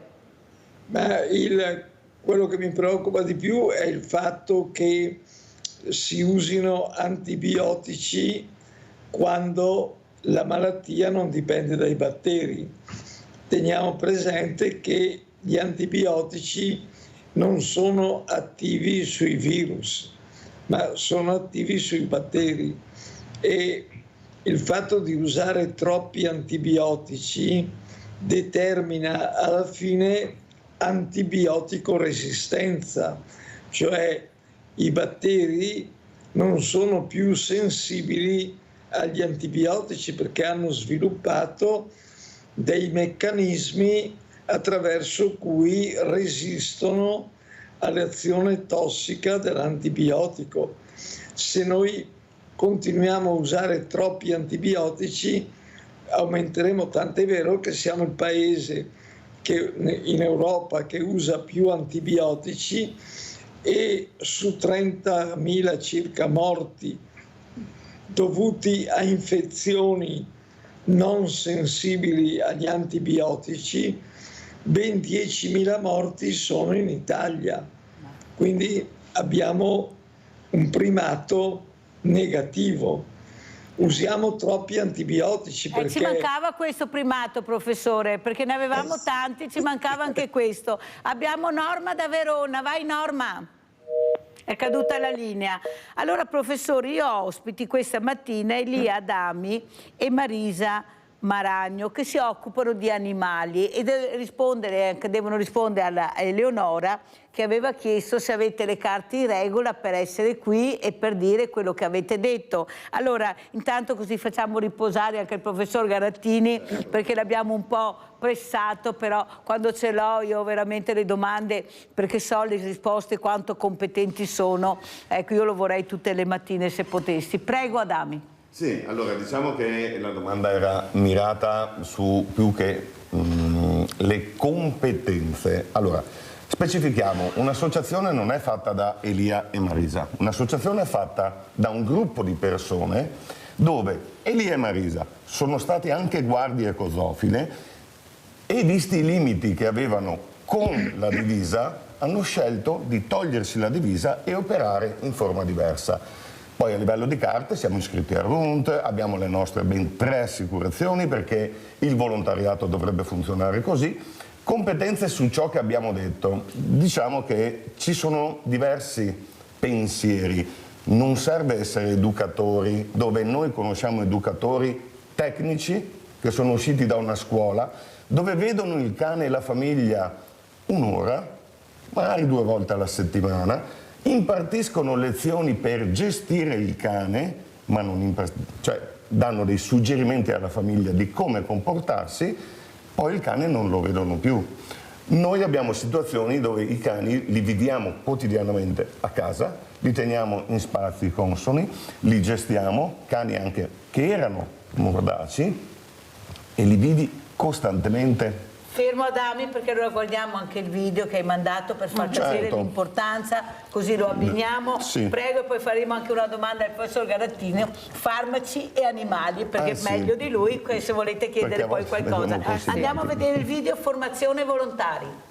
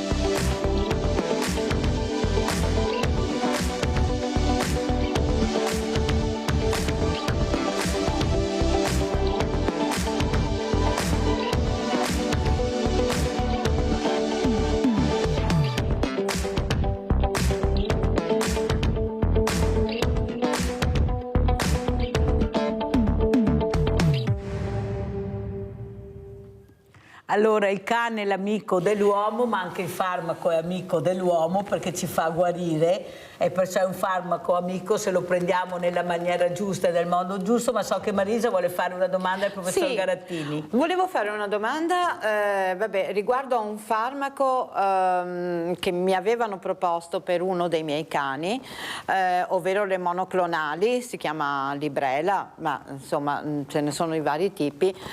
So che sono state sperimentate anche, uno dei miei cani che pesa 40 kg ha grossissimi problemi di osteoartrite e mi era stata proposto questa iniezione mensile di monoclonali per trattare, diciamo, il problema. Io mi sono fatta due riflessioni da persona semplice, no? Ho detto, cavolo, se è così miracoloso per i cani che ti tira in piedi il cane che non riesce più a camminare, chissà per gli umani che cosa farà.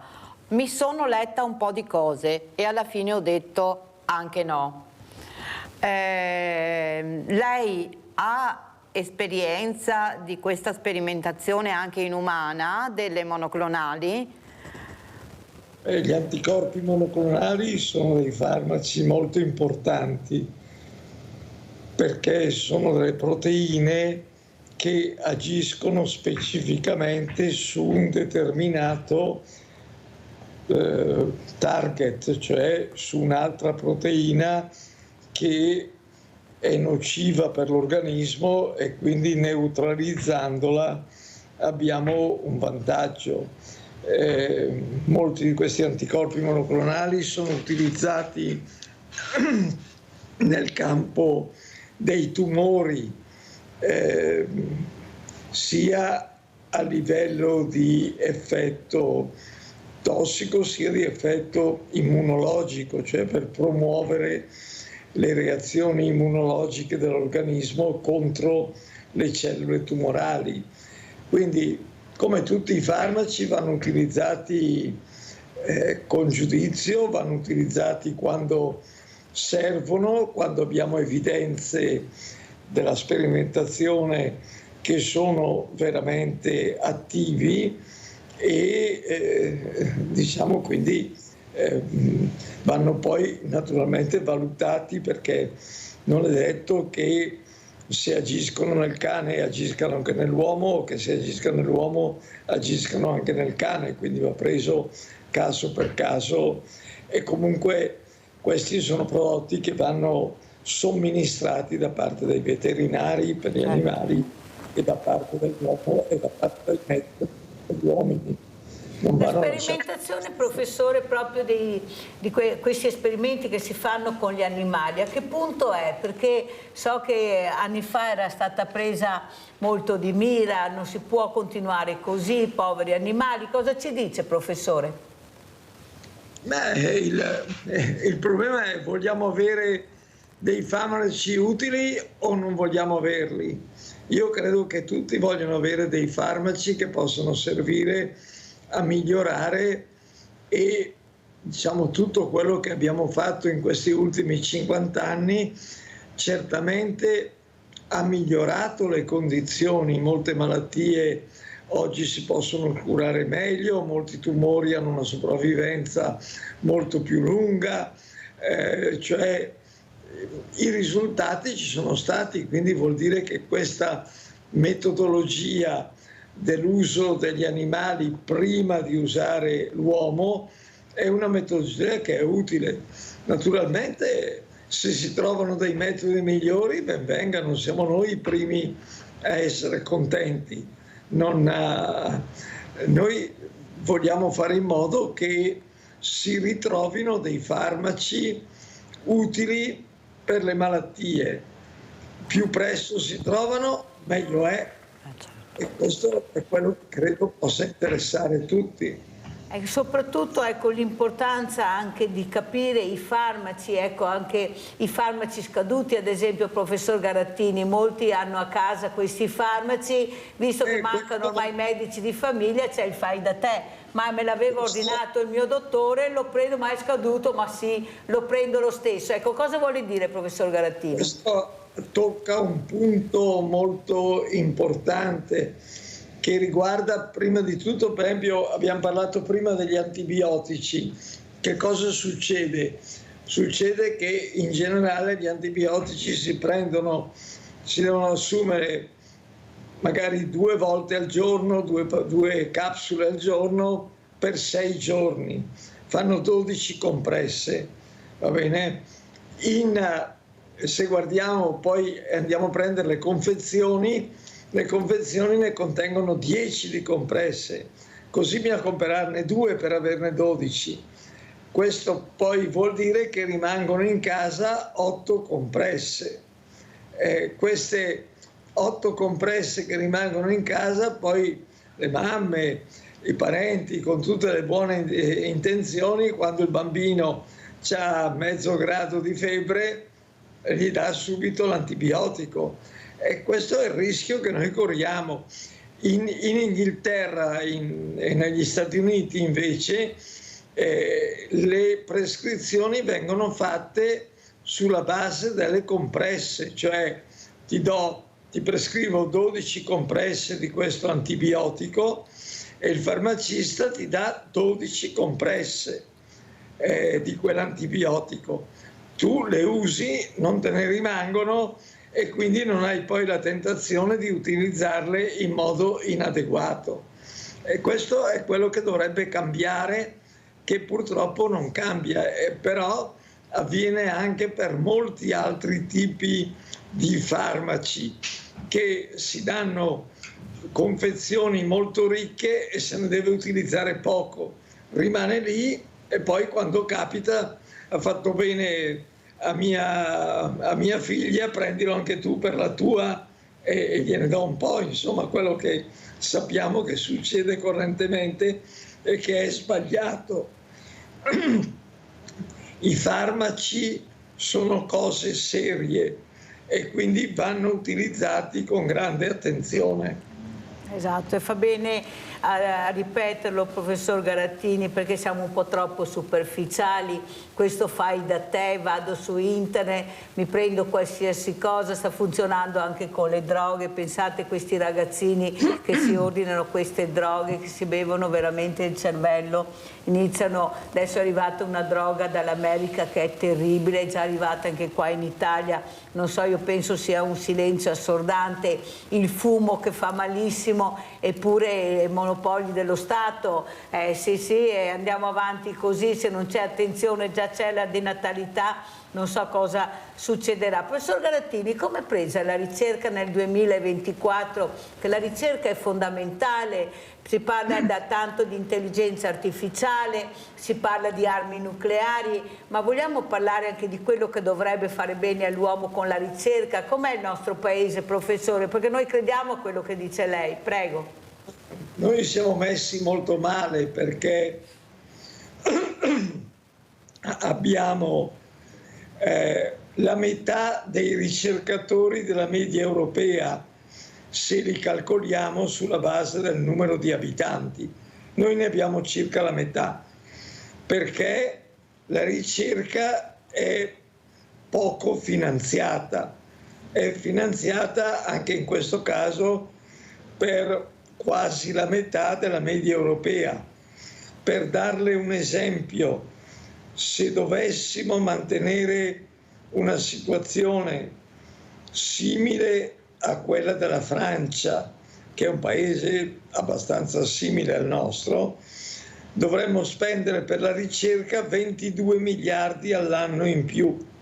Questa è la differenza nel sostegno alla ricerca fra l'Italia e la Francia. Questo naturalmente poi determina il fatto che molti dei nostri giovani, spesso i migliori, fuggono dall'Italia, se ne vanno il più presto possibile. Questo è quello capito. Abbiamo Paola da Padova, veloce Paola, ciao. Sì, ciao Mirella, buongiorno al professor Garattini. In parte ha già risposto a quello che volevo chiedere, perché fin tanto che la ricerca è in mano alle ditte farmaceutiche avremo sempre dei costi mostruosi su quanto riguardano i farmaci. Si sa bene che anche per i tumori arriviamo anche a 1 milione di euro all'anno a persona. Quindi d'accordo che si spenderanno, lei ha fatto il conto, noi spendiamo 22 miliardi di euro in meno della Francia, però quanto potremmo guadagnare poi non facendo guadagnare, perché le ditte farmaceutiche sono dei colossi che guadagnano l'ira di Dio, quindi se noi spendiamo in ricerca però poi il risparmio, il guadagno che hanno loro lo avrebbe lo Stato. Volevo fare anche un'altra domanda velocissima al professore.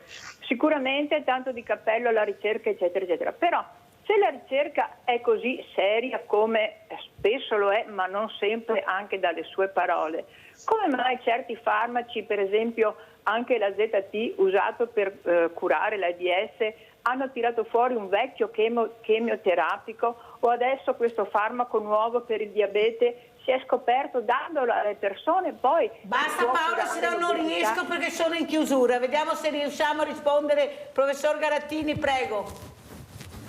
Bisogna distinguere i soldi che spende lo Stato dai soldi che spende l'industria. Lo Stato, spendendo soldi per la ricerca, si attrezza meglio a capire che cosa fa l'industria e quindi a essere anche più critico nei confronti di quello che fa l'industria, a essere più competente e quindi più selettivo. Cioè siamo noi come Stato che decidiamo che cosa rimborsiamo in termini di farmaci attraverso il Servizio Sanitario Nazionale, e noi dobbiamo essere molto più attenti e dobbiamo rimborsare solo quello che veramente serve e non tutto quello che viene prodotto. Allora facciamo una domanda scomoda, non so se come esperto di ricerche farmacologiche, però come emerito professor Garattini, sì, come uomo, ma dove sta andando la sanità pubblica e la sanità privata? Dove si vuole arrivare secondo lei, professor Garattini? Che idea si è fatto del nostro paese con questa sanità privata che sta esplodendo, convenzionata col pubblico?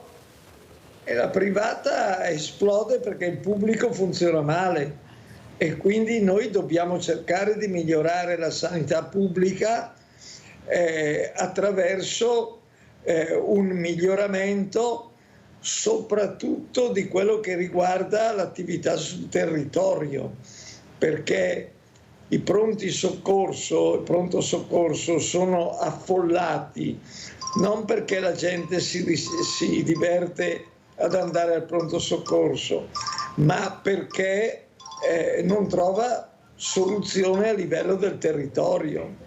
Questo è un problema molto importante.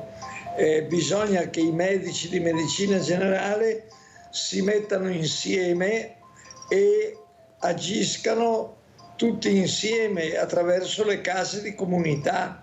Questo è quello che bisogna fare per fare in modo che gli ambulatori possano essere tenuti aperti non 12 ore alla settimana come succede oggi, ma 8 ore al giorno e 7 giorni alla settimana almeno.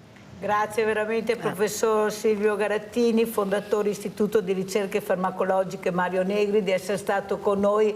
Io veramente la ringrazio per come si esprime, per quello che sta cercando di dire anche agli addetti ai lavori, perché noi abbiamo bisogno di competenze, abbiamo bisogno di una sanità pubblica che funzioni, perché ce lo meritiamo, abbiamo sempre pagato, abbiamo fatto il nostro dovere e perciò grazie anche ai miei... tenere per tutti.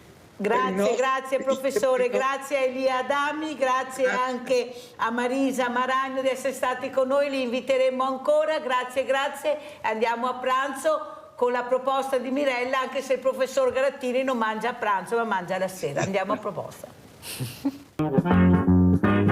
Cosce di pollo alla cacciatora. Se in italiano il canto del gallo suona kikiriki, in altre lingue può essere così trascritto. Koke kokoho in giapponese, kuku kuku in cinese, kukkadoodle in inglese, kikiriki in tedesco, Kika Peki in russo, Cocorico in francese, anche in Brasile risuona Cocoricò. Ingredienti per 4 persone: 4 grosse cosce di pollo, 2 acciughe salate, 2 spicchi d'aglio, 2 o 3 cimette di rosmarino, 200 grammi di pomodori maturi tagliati a pezzi, un cucchiaio di capperi sotto sale, un limone, 4 cucchiai di olio, sale, pepe. Sistemate le cosce di pollo in un recipiente. Cospargete di aglio e rosmarino tritati, sale, pepe. Mettete in fresco e lasciate marinare per un paio di ore.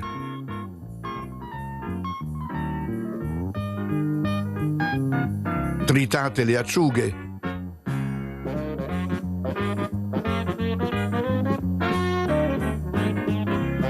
E mettetele da parte.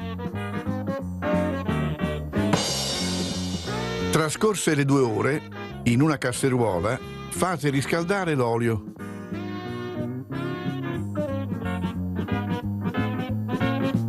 E fate rosolare le cosce di pollo.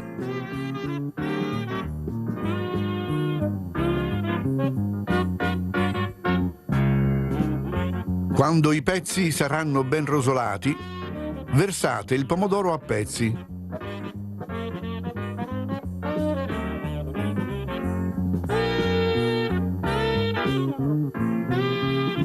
Coprite e fate cuocere piano, rivoltando più volte e aggiungendo un bicchiere di acqua leggermente salata.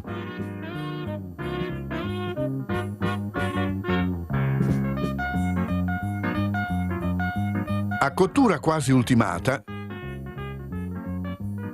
sciogliete nel fondo di cottura le acciughe tritate.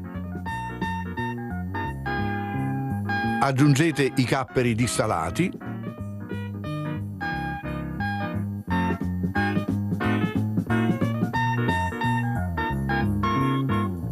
e il succo di mezzo limone.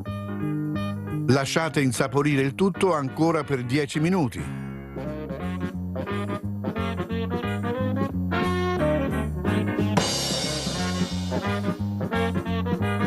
Poi servite.